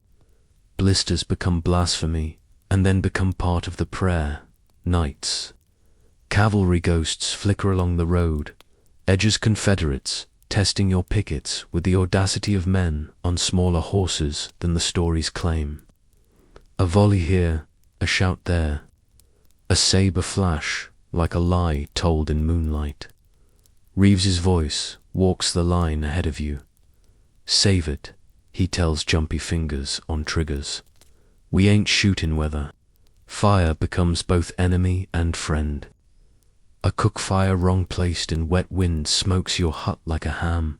A spark wrong set down eats 2 tents before shame stops it. A tree, thunderstruck, falls through the sutler's awning and crushes an economy. A camp rumor becomes wildfire until a courier with orders puts it out with a bucket of reality. You learn to live low, bank coals, keep flame like a secret you trust and fear. On day 5, rations are beef fresh, astonishing, attached to legs and a short temper. Cattle herd arrives bawling like critics. The commissary detail does their necessary cruelty. The camp smells like red iron for an hour, then like pepper and bliss. You eat meat with a reverence that almost hurts. That night, men sleep with their hands on their bellies like they've met God and he was stewed. On day 6, a wagon train bogs so deep, even corduroy quits. Engineers turn into magicians. Bridges appear because Pine listened to a man with a measure. Teamsters curse in languages you never heard until this war made a classroom of a road. You shoulder barrels that promise flour and find buttons. Someone laughs too hard. Reeves doesn't punish the laughter. He lets it spend itself and die like thunder. Then hunger returns with the immediacy of a letter that begins we regret. Your stomach decides your brain is expendable. You dream of pies that never existed. You chew a stick because chewing is something. Pike shows you how to roast acorns until the bitterness surrenders. You find a patch of sorrel and eat it like a salad you owe nothing to. Eli tries green corn and pays. The latrine line writes a lesson in patience and regret. Reeves does his circuit with real medicine, clean water, boiled, and the grim smile of a man who has learned to outweight his own guts. Desperation teaches stealth. A hog wanders into camp at dusk fate, foolishness, or Providence wearing the brand of a farmer whose fence you definitely did not cut. A conspiratorial stillness falls over 20 men, each pretending he didn't notice. Reeves notices. He watches the hog nose a puddle and watches 20 men watch the hog. And then he says, without looking at anyone in particular, whoever saves that pig from being lost in this weather will also save themselves from learning how far a sergeant's arm can reach. Pike moves like a rumor. 2 men flank with sacks. Willis produces a length of cord from no one knows where. The hog objects. The men apologize. 10 minutes later, a miracle steams in a pot. Reeves takes exactly 1 ladle, then stands at the edge of the circle and ensures the stew completes a circuit without disappearing into favorite hands. He is not a fair man, but he is the fairest man you can afford. The mud begins to think about releasing you. Boots make that sucking sound less often. Wagons look less like drowning. The road develops a memory of what firm felt like. You walk it in the dark with Pike, breathing steam and sharing the last inch of tobacco from the Farbank boy. The stars have re-emerged as a calendar. Pike taps the dipper. That, he says, is how you know which way a man should go. Up is where the water would like to be. Down is where the mules would prefer. You think the war's like this forever? You ask before you can pretend you didn't want to say it. Pike considers a long time. I think forever is a word the weather invented to scare us, he says. I think today is what we have, and tomorrow will pretend to be something else, until we wake up inside it. I think if we have onions twice in a week, I might cry from joy and Reeves will dock me for unmilitary display. You laugh quietly. It feels like a relief you earned. On day 9, you march again without needing to. Push the earth aside first. Men step lighter. A cavalryman rides past and tosses a newspaper with a grin. Union triumph, somewhere you are not. No one boos. It helps to know the story sometimes includes a chapter where you don't starve by the time the sun burns a hole through the clouds big enough to fit a man's hope. You have learned 3 rain lessons worth keeping. Roads are made, not found. Hunger is a thief and a teacher. Fire is a servant who becomes a lord the moment you look away. You tuck the lessons into the same pocket as your tobacco, with equal care. That night you dream of a kitchen table and wake to a mess line. You dream of a soft chair and wake to a log. You dream of plenty and wake to enough. Plenty is a peacetime word.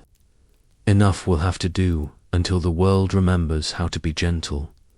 Tomorrow, scent of peaches rides the wind from a ridge. Reeves reads the air and lowers his voice when he says, "We'll dress clean and walk straight." You clean the steel until it shows your face, and it is the face of someone who has eaten less and learned more. Asterisk. The orchard is beautiful like a lie told. Kindly rows of trees stand in sermon-straight ranks, branches heavy with small green promises that will be peaches when the world remembers sweetness. Sunlight spills through leaves in coin-sized discs. Bees work without politics. The ground is soft, the grass an invitation.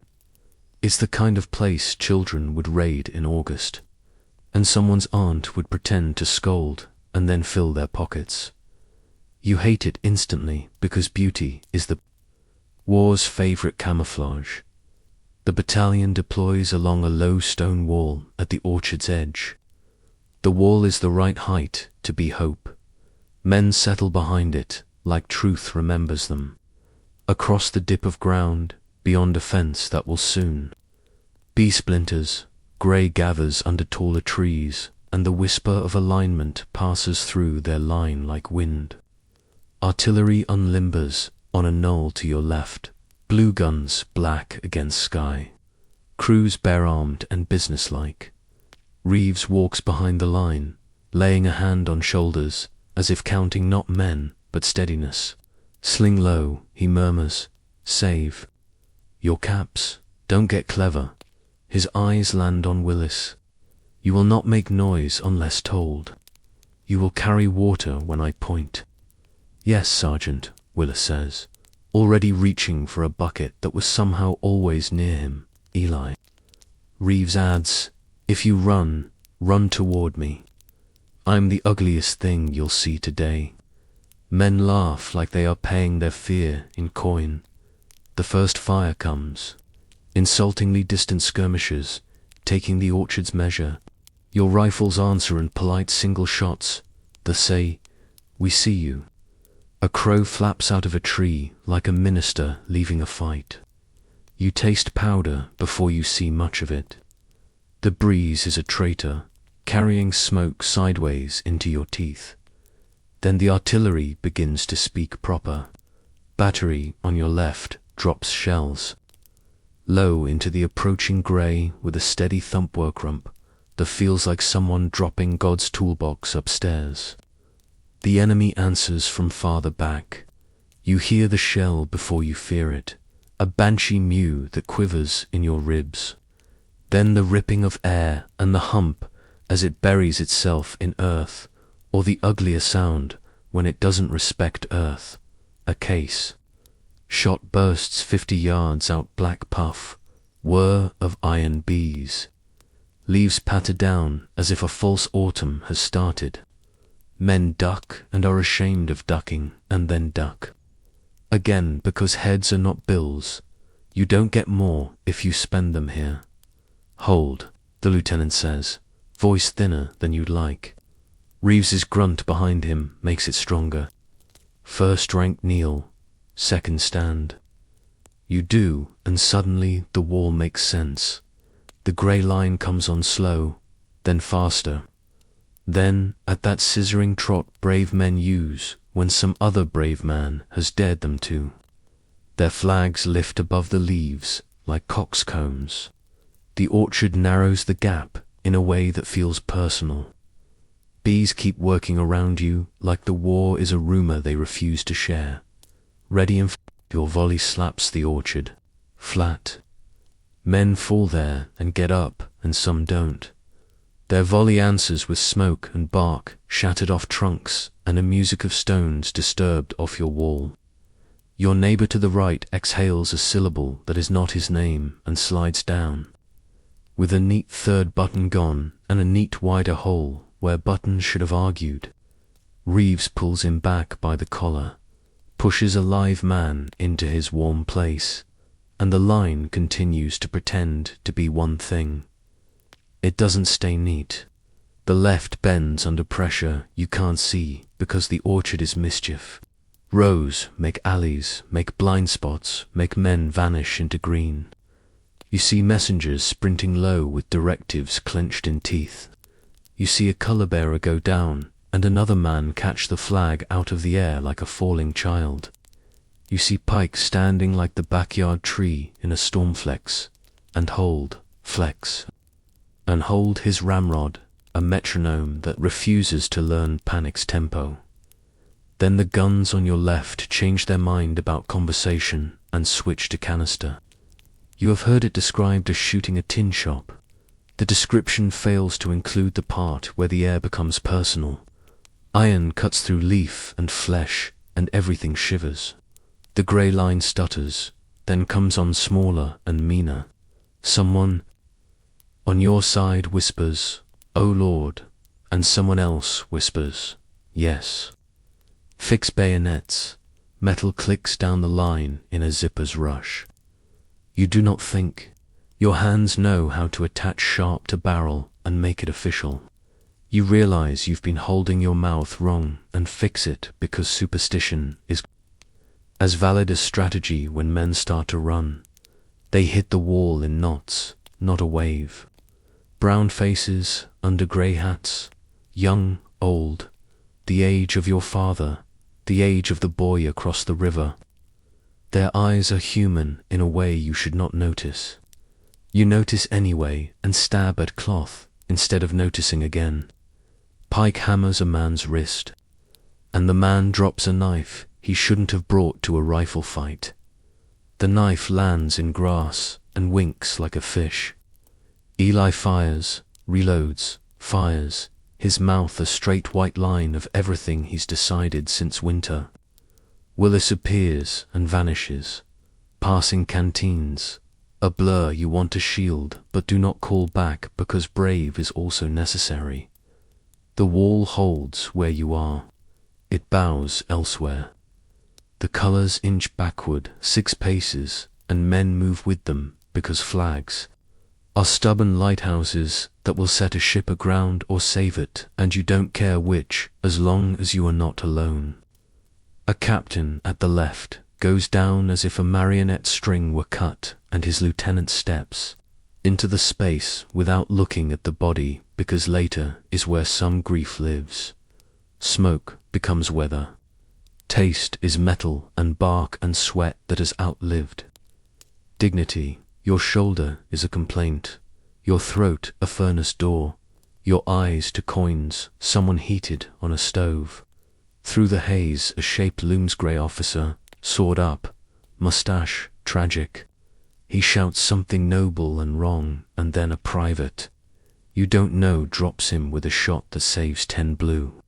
Lives and erases one son's letter, in a lull that feels like someone lifted a quilt off your face. You hear bees again, earnestly, visiting a world that is not made of orders. A peach thumps the ground beside your hand, hard green and not yet sweet. Your brain records the sound with a precision it will remember when names won't come. Forward, the lieutenant croaks, pointing with his sword at nothing in particular, because forward is always particular later. Reeves translates. Over the wall 12 paces fire back. You move in a surge with your file, step into the orchard you hated, deliver a volley that peels men off trunks, and step back because dying forward is romantic and stupid. You do it again and then again. Romance scrapes off. Stupid learns. Somewhere to the right, the line breaks and reforms, and breaks, and someone else pays for the space you didn't lose. Medics drag and trip and stand and go again. A man with his arm gone below the elbow refuses the stretcher and walks, saying it's nothing, because pride remains after lots else leaves. Pike takes a splinter of wood, the size of 2 fingers in the cheek, and spits it out with a ribbon of blood that looks festive and wrong.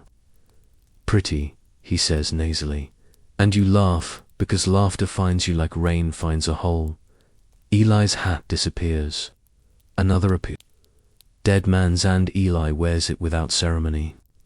Willis gets knocked on his back by a near miss, and the drum rolls out of his grip like a wheel from a wagon and keeps going until a private kicks it gently upright and sets it by Willis's head like a pillow. Reeves's voice knits everything. Up, he commands. And men obey the yarn as if it was steel. At last, because even long days have edged the grey, decides the orchard is foolish to love. Their line thins into wind through leaves, and then into shadows, and then into nothing but wounded noises and the small mean business of men ending. The guns keep punching at retreat longer than feels honourable. The guns don't care about honour. The lieutenant keeps the line at the wall with a hand that shakes when he points at the ground. You reload automatically, look down, and discover you are shaking too. Your hands are their own animals. You let them. The smell after is a recipe you can recite. Powder, iron, earth opened rudely, fruit bruised into sugar, wool hot enough to make a sheep nervous. You stand long enough for your knees to remember they belong to you. Reeves walks the line slower now, counting with his mouth, then again with his eyes. He stops at names and does not say them aloud, but you can hear each one strike his teeth and chip them thinner. Eli sits and stares at his hands. They are black with powder, lined with grey bark dust, nicked red. I didn't run, he says. To the ground, to you, to his mother 1,000 miles, to a winter version of himself who would have. No, you say. You did not. Pike tries to smile and finds his cheek protests. I can still cheat at cards, he says. I'll tell M the scar makes my poker face symmetrical. Willis leans against the wall, eyes huge, chest hitching in aftercries. You pretend you don't see. You put the drum next to him, and he lays a hand on its skin like you gave him back a brother. The orchard looks the same if you blur your eyes. If you don't, it will never be the same place in any universe. Bees continue. Peaches, think about. July with an optimism you resent and envy at dusk. The stretcher lines go out among trees, where lead still hangs in leaves like a curse. Chaplain walks with them because it is his job to take the weight of names when Reeves' mouth is full. The moon comes up with the irresponsibility of beauty. The stone wall is warm from men, then cool from stars. You sleep inches from where you fought because moving feels like betrayal to the ground that held you up. In the dark, you reach into your haversack and find a firm green peach. You don't know when you pocketed it. You could throw it. You could eat bitterness tonight. You set it aside instead. Maybe sweetness survives if you let it ripen, maybe. That's the point of surviving at all. Asterisk silence returns, like a liar smiling, empty-handed pockets full of noise.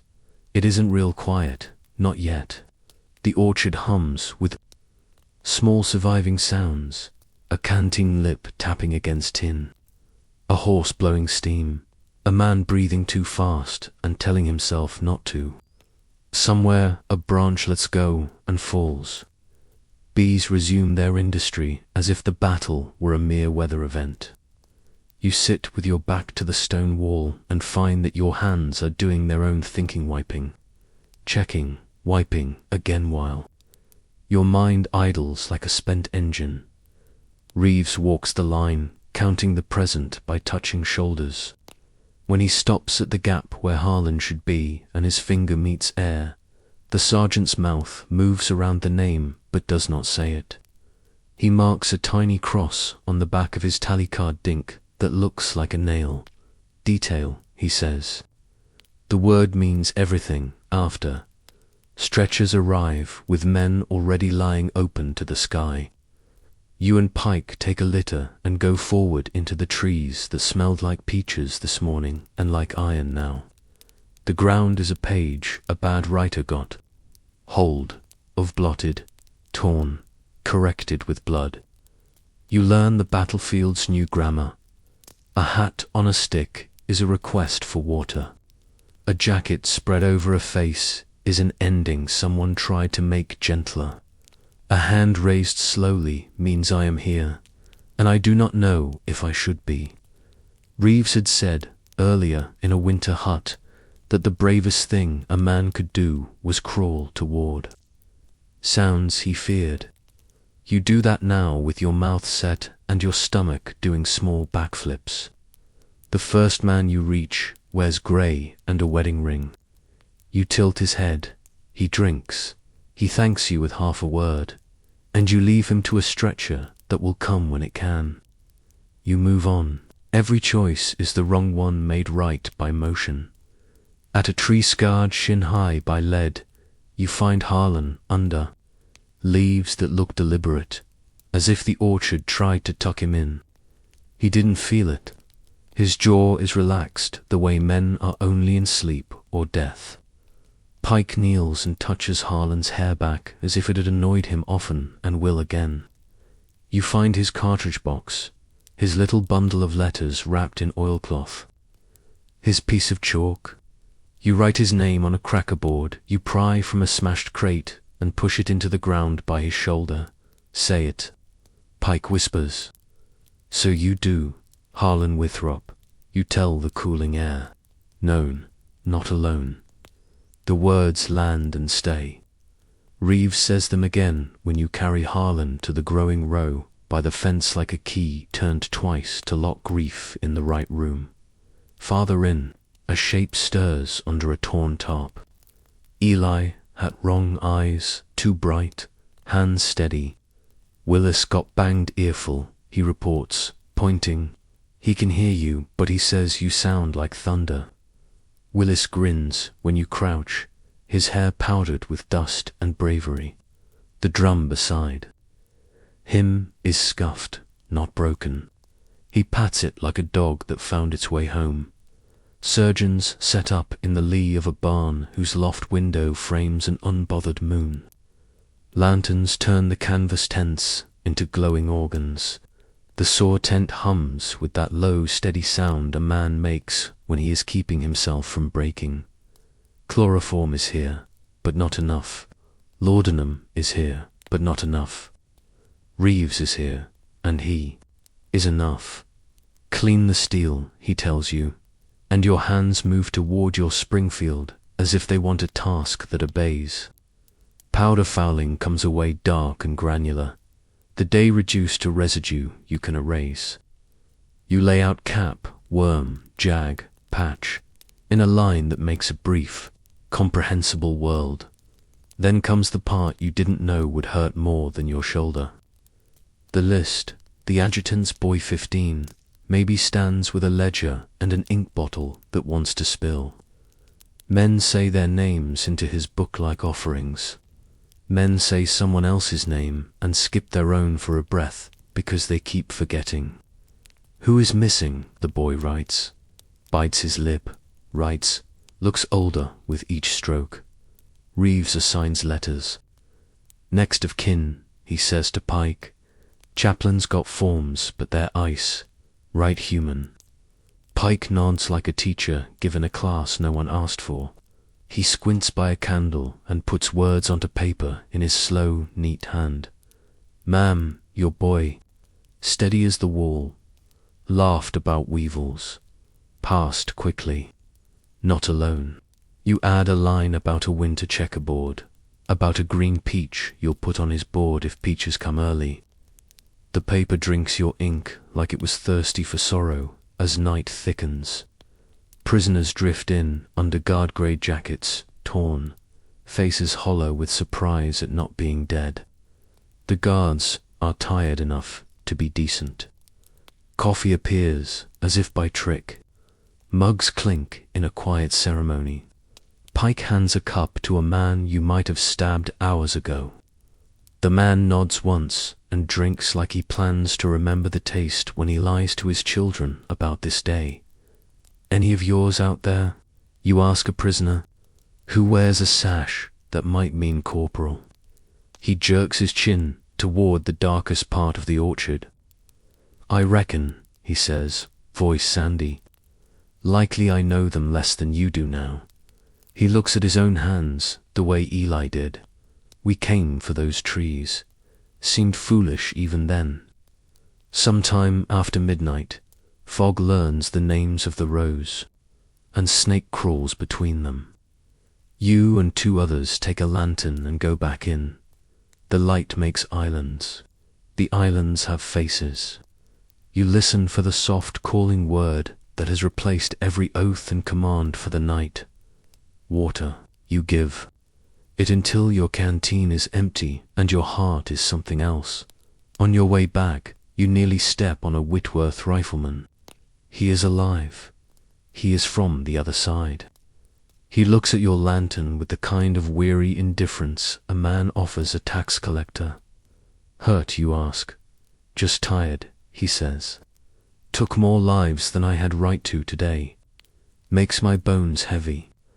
You don't know if he's confessing or bragging or merely describing the weather inside him. You nod like a priest and leave him to his queen of spades. Dawn finally lifts a hem's worth of light over the orchard. The wall is cold again.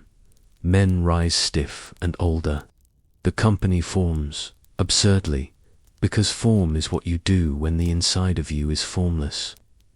The lieutenant reads the roll, his voice catching on Harlan, onto others, skipping and then returning like a needle on a scratched record.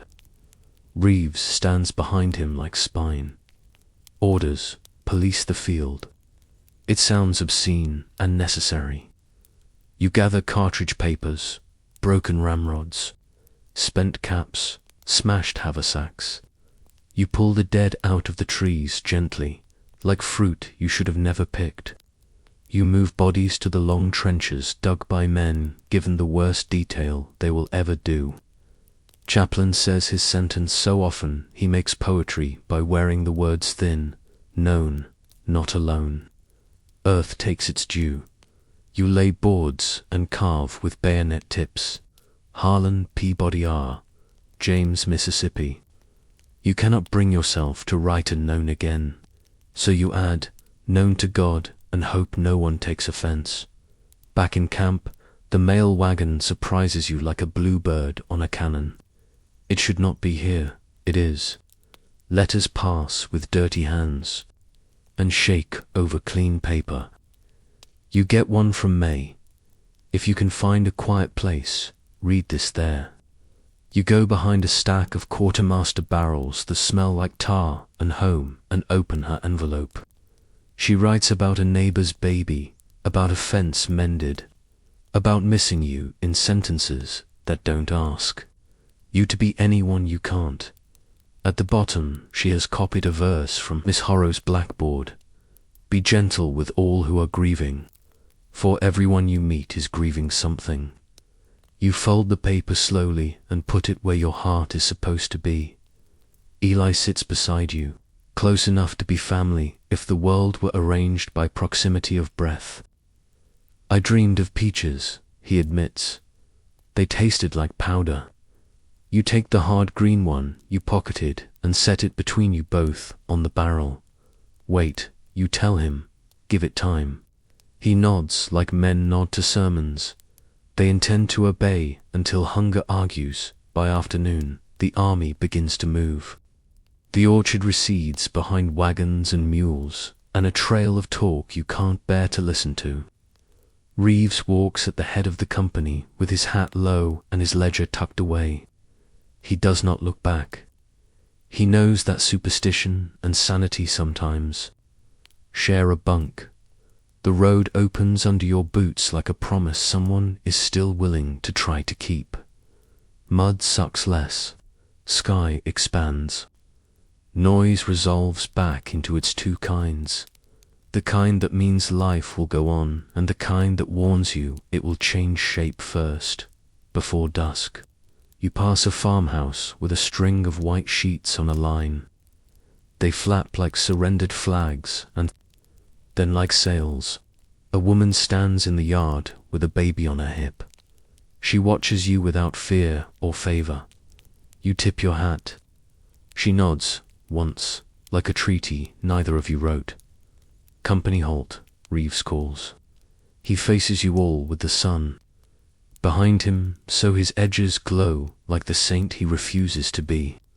Rifles inspected at dusk, water boiled, feet tended. He pauses. Write, if you can. He doesn't say to whom. He doesn't need to. You sit. You take out paper. You begin. I am well. It is not accurate, perhaps, but it is true in the way bridges are. They hold for now. You bite your pencil. You add another line. Harlan was known. He was not alone. You underline it once, so Miss Harrow will see that your handwriting remembers how to be a boy for a second. And so May will know that your heart remembers how to be a man. The sun slides down. The orchard's shadow lets go of your shoulders finally, like a hand that meant well. Night comes. It is quieter now, but you will not call it peace. Not yet. Asterisk, the first spadeful of dirt lifts like an oath. After that, the ground becomes a law you learn to obey. A siege is a slow argument with distance. You dig because walking upright gets you killed. You stack fascines bundles of brush, tied tight like prison braids. You roll gabions wicker baskets, taller than a boy and heavier than grief, and fill them with earth until they become walls you can carry. Engineers in blouse sleeves mark lines in flour on trampled grass. You follow the chalk like a child. At play and discover, it draws a city underground. Reeves divides the world into 3 shifts. Dig, carry, watch. The 4th shift is sleep. You live in the first 3. You meet new tools with new reverence. The sapper's shovel with its stubby blade that turns trench walls smooth. The pick that bites clay with a sound like teeth in an apple. The long-handled spoon men use to lift dirt out of the slit without exposing too much of anything crucial to the sky. In the dark, dozens of spoons pass hand to hand with the rhythm of a liturgy. Earth moves forward like a rumor dot, The sharpshooters are the weather. Now, somewhere out there, a man with a Whitworth and a hexboard belief waits for hats. You learn to move shoulders first, then head. You learn that a tin cup flashed at the wrong moment becomes both proof of coffee and invitation for lead. You learn to cut a viewing slit in a gabion with the knife pike sharpened on a whetstone that used to be someone's front step. Through that slit, you meet an enemy eye, and both of you look away like men who discovered a mirror in a place. A mirror should not be. Mortar thump at intervals long enough to relax between, short enough to never quite forget. Cohorns cough. Their fat shells in sobbing arcs that feel like thrown stones until they land like thrown thunder. Bomb-proofs are dug deep square rooms, under planks, under earth, under prayer. You sit in one during an afternoon tantrum of iron and feel the world. Above your head scrape like a chair. Willis carves his initials into the beam. So they'll know it was me, he says. If the sky falls on us. Eli asks. If it doesn't, Willis answers. And the bomb-proof becomes a schoolhouse for a second. Rations devolve into arithmetic. Fresh beef becomes salt that turns coffee white. Hardtack becomes a medium for artistry. Men carve dominoes, rosaries, little frames for pictures. Someone invents hardtack pudding, which is to say he boils the crackers in sweetened condensed hope, and you call it dessert without lying. Water is everything. The engineers lay plank troughs down the trench, and men crouch to catch a cup without flashing a profile. The latrines stink where the line has not yet crept. The line creeps. Reeves says downwind twice a day like a daily office. You boil your canteen water in a blackened tin until it stops arguing. It tastes like a belt. It tastes like life. Snipers keep score with ticks cut into stocks. You do not. Reeves will not allow it. We build and hold, he says. We don't. Keep souvenirs. Pike mutters something about memory being a worse souvenir than bone. Reeves hears and pretends not to. At night, working parties go forward under Saprola's drums of bundled sticks, pushed by 5 men, who hope the next bullet chooses the roll instead of a rib. You shoulder, push, rest, breathe, push the ground. Inches closer to a fort that coughs fire all day and sneers all night. Once, a flare arcs up and turns the world white. You freeze in a posture you would not be proud of in daylight. The flare winks out, and the dark returns, like a friend who forgives your cowardice. Mail finds the trenches, because mail is a homing animal. Letters smell like other weather. May writes about a calf, born legs first, and saved by stubbornness. Miss Harrow writes that another boy came home on a train that moved too slow for his mother and too fast for anyone else. Your father writes nothing and encloses a folded pocket knife with the bone scales you used to steal from his bureau to hold and think about being a man. You put it in your pocket and feel 8 again and 20 free, and both are true. One evening, down at the left of the line, you hear digging that is not yours. The engineers cock their heads like hounds. Listen for timber, one says. Sure enough, a muffled knock that has no business under your feet. They're mining, Pike says. He says it like a man naming whether he can't stop. Your division gets the countermine detail. You go down into earth that decides what a man should smell like. The tunnel is a throat. Candles gutter and show how much air isn't there.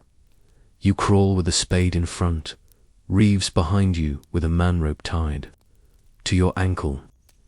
If it goes wrong, he says, I pull. If I pull, you come. You crawl. The noise is louder. Your spade bites, clay gives, a stick appears, laid by hands that hate yours. You back out slowly because speed feels like a sign in a place where the air counts. The engineers pack a charge into a side tunnel and tamp it with sacks. You retreat to a bomb-proof, and the earth rises once, then settles like a chest, deciding to breathe again. The sound on the other side stops. You do not call it victory, you call it today. On a grey morning, rumour walks the trench with bare feet. The sharpshooters can't hear. The big one, someone whispers. A mine under their works. A hole to end holes. You have learned not to trust rumours, but even Reeves straightens his hat like good clothes might help. At dawn, the earth out front lifts itself into a flower of dirt and wood and men and wrong-colour sky. The explosion is not loud so much as personal. It pushes into your teeth and rearranges the furniture. Men cheer because something finally happened. That wasn't slow. Then the order comes and the charge goes forward and the new crater becomes a bowl where courage slides. You watch a brigade tumble into a hole and try to climb the sides that pour like sugar and pour back like judgment. Men fall, smoke sits heavy. The enemy fires down with muskets and with the kind of anger a man earns when you blow a hole under his friends. Reeves clenches his jaw and holds your company at the lip where it can fire but not fall. You want to go, you don't. Both truths ache behind your eyes. Asterisk. By noon, the chance has turned. By evening, the crater is a grave with a view. At roll call, names answer by silence. You clean your rifle in the twilight because there is nothing else to make obedient. You write to May 3 sentences. I am well, I ate. Today was not good. You stop because there is more, and there is no way to put it in the envelope that will not make someone drop a dish in a kitchen 100 miles away. Time becomes stacked like Gabian's days in woven cylinders, filled to the top with earth. You measure weeks by how far a trench nose creeps toward a bastion. You measure months by who still wears the same hat. The sutler appears with pickles and barrels, and the entire brigade turns green for one divine hour. A chaplain reads a psalm, and you hate him for the word mercy, and love him 5 minutes later for the same word. A brass band tries to play, and a shell tears a C from the scale. The band drops to nearer, my God, to thee, and keeps its nerve. In a way you had not expected of men with cornets, lice declare a republic. Rat hunting becomes a sport with prizes men do not name aloud. A cat adopts the bomb-proof and lives like a queen, producing kittens that are smuggled to picket posts as talismans. Reeves pretends to be allergic because sergeants cannot be seen. With kittens, at night you hear purring by his bunk and decide. We all keep something soft, hidden. Eli grows into Anglesar, man wearing the memory of a boy. He stops flinching at the first mortar, and flinches at the second, because the second is the one that finds you. Willis perfects the art of vanishing into a trench bend when the Whitworth's cough echoes. He reappears with mail or a clean canteen, and the grin of someone who knows he cheated physics again.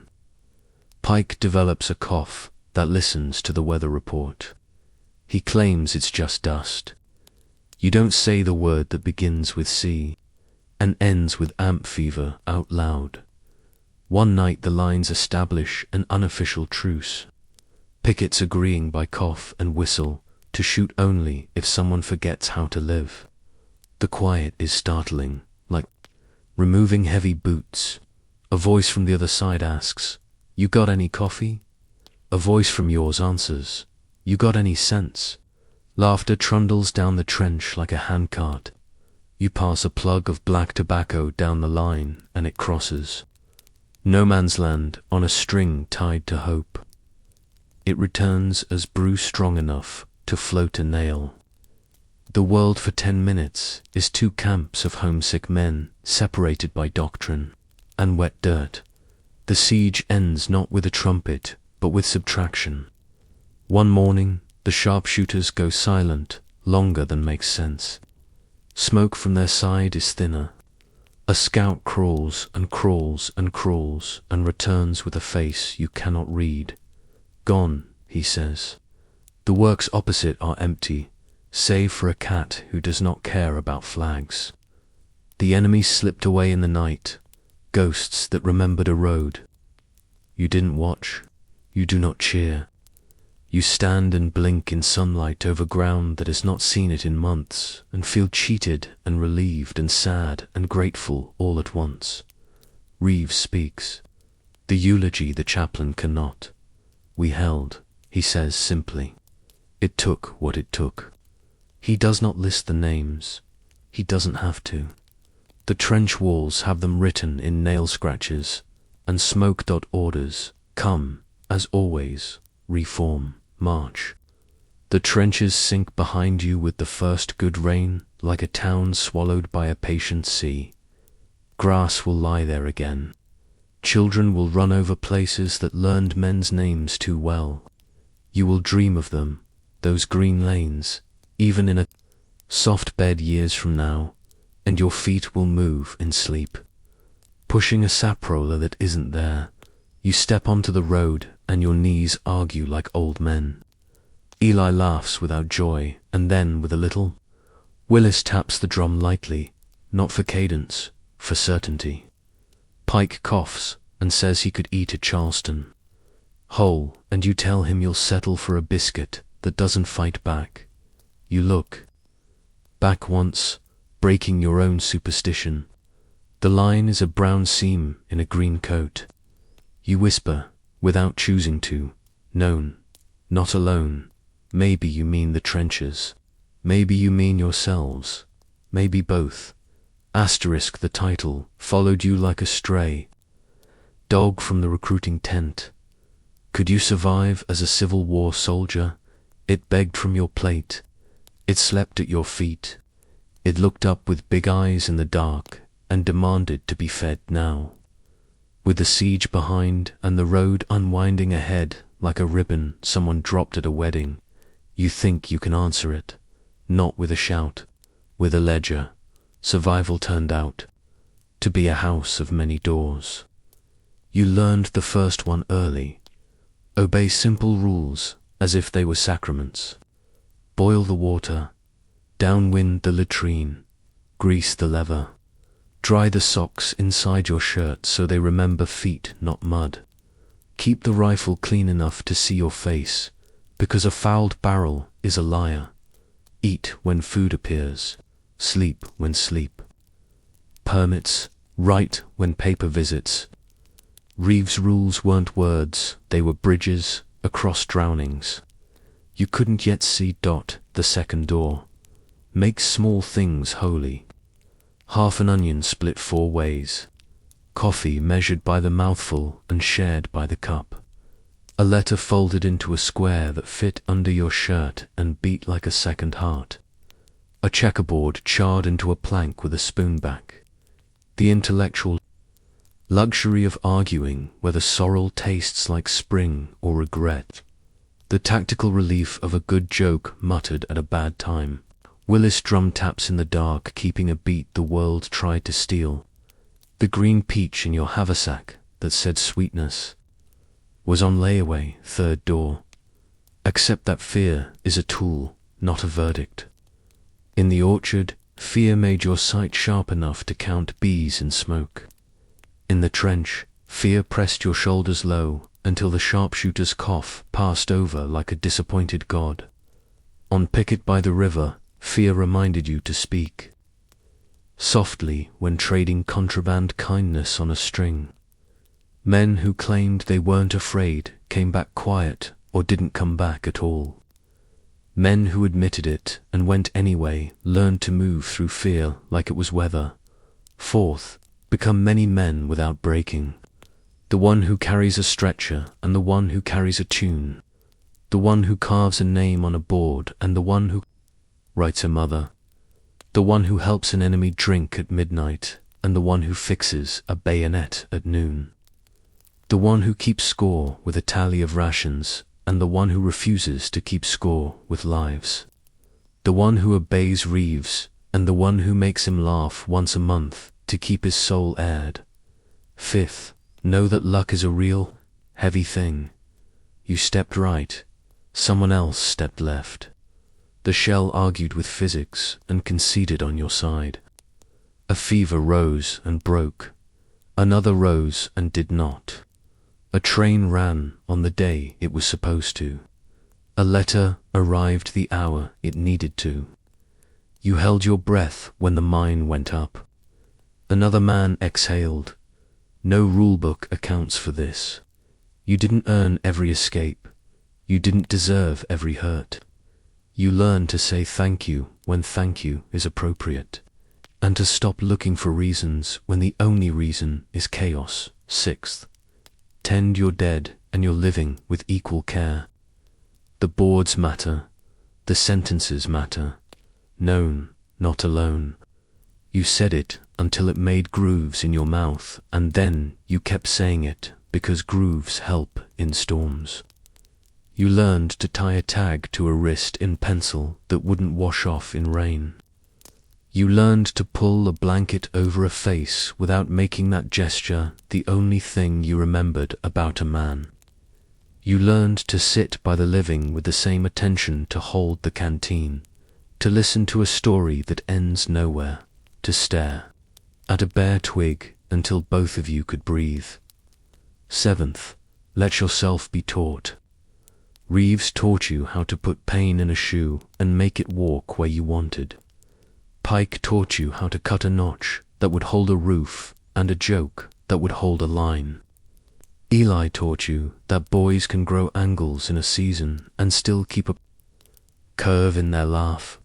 Willis taught you courage can be 5'4" and carry a drum bigger than sense and find the beat in hell. May taught you how to read a quiet sentence aloud to yourself at night and fall asleep before reaching the end. Miss Harrow taught you that chalk dust is a kind of incense. Asterisk. Eighth, practice mercy where the manual forgot. Passing tobacco on a string to the far bank. Trading coffee for a photograph smile. Letting a woman keep her smokehouse meat because her eyes informed you it was not yours. Writing your enemy's name on a board when his pocket held no paper. Saying less than you knew in a letter if the truth would wound where no surgeon stood. Feeding the cat in the bomb-proof because the bomb-proof needed a god. Ninth, remember you are not the only main character. The siege taught this with math. You are a shovelful among thousands, a gabion in a wall miles long, a breath in a bomb-proof full of other lungs. Being small is not the same as being nothing. Being small is sometimes the only way to fit into the places that matter. 10th, keep a piece of yourself unwritten, the part that isn't letters or lists, the part that stands under stars and says, one word nobody hears, the part that watches Reeves sleep with a kitten tucked under the blanket and doesn't tell, the part that remembers the sound a green peach made when it hit the ground in the orchard and refuses to explain why that sound matters more than any bugle you ever heard. The march that follows the siege is not triumphant. It is deeply ordinary. Dust, straps, a wheel squeaking because grease is hiding. The horizon minds its business. And then one early evening, news comes not in a shout but in a tone. The courier's horse is lathered and the man on it is smiling, like a person who misplaced grief for an hour. Terms, he says. They're talking terms. You'd thought the end would arrive like a storm. It comes like a clerk with a pen. Rumors become dates. Dates become orders. Orders become reality in a parade ground that smells like cut grass and ink. You find yourself in a line where a man with neat hair hands you your warback in pieces. Discharge paper with ornamental letters. A payroll in green that confess they owe you more and can't. A rail voucher that admits the country wants you to get home without walking. Reeves stands at the head of a table and shakes each man's hand as if he's measuring pulse. When you reach him, he holds on longer and his mouth twitches. You did fair, he says. Coming from him, it is a medal. He presses something into your palm, his pencil, the stub you used to sign the ledger above names that stopped answering. For lists you still need to make, he says. You pocket it like a relic. Pike slaps your back. Find me a river with fish and a porch that doesn't lean, he says. His cough has lightened. He swears it's because peace tastes different. Eli grins thin and says he's going west to work on rails because he learned he likes lines that go somewhere. Willis beats a flourish on the drum and announces he's going to shave off 3 years and join the traveling circus band. You believe him for exactly as long as it takes him to laugh. The train station is both opera and barn. Men in blue fill. Benches with elbows, boxers with boots, air with new quiet. Civilians orbit without approaching too close, curious like birds. You hold your knapsack with 2 hands and feel the weight of things that are not in it. You watch the horizon through a smut-streaked window as fields pass like pages, turned by a giant in a hurry. Home arrives smaller and larger than it ought. You step off the platform and the world smells suspiciously like lilac, the fence you and your father argued with the summer before war stands straight as if it never heard your names. The porch needs paint in a way that pleases you, a task that has an end.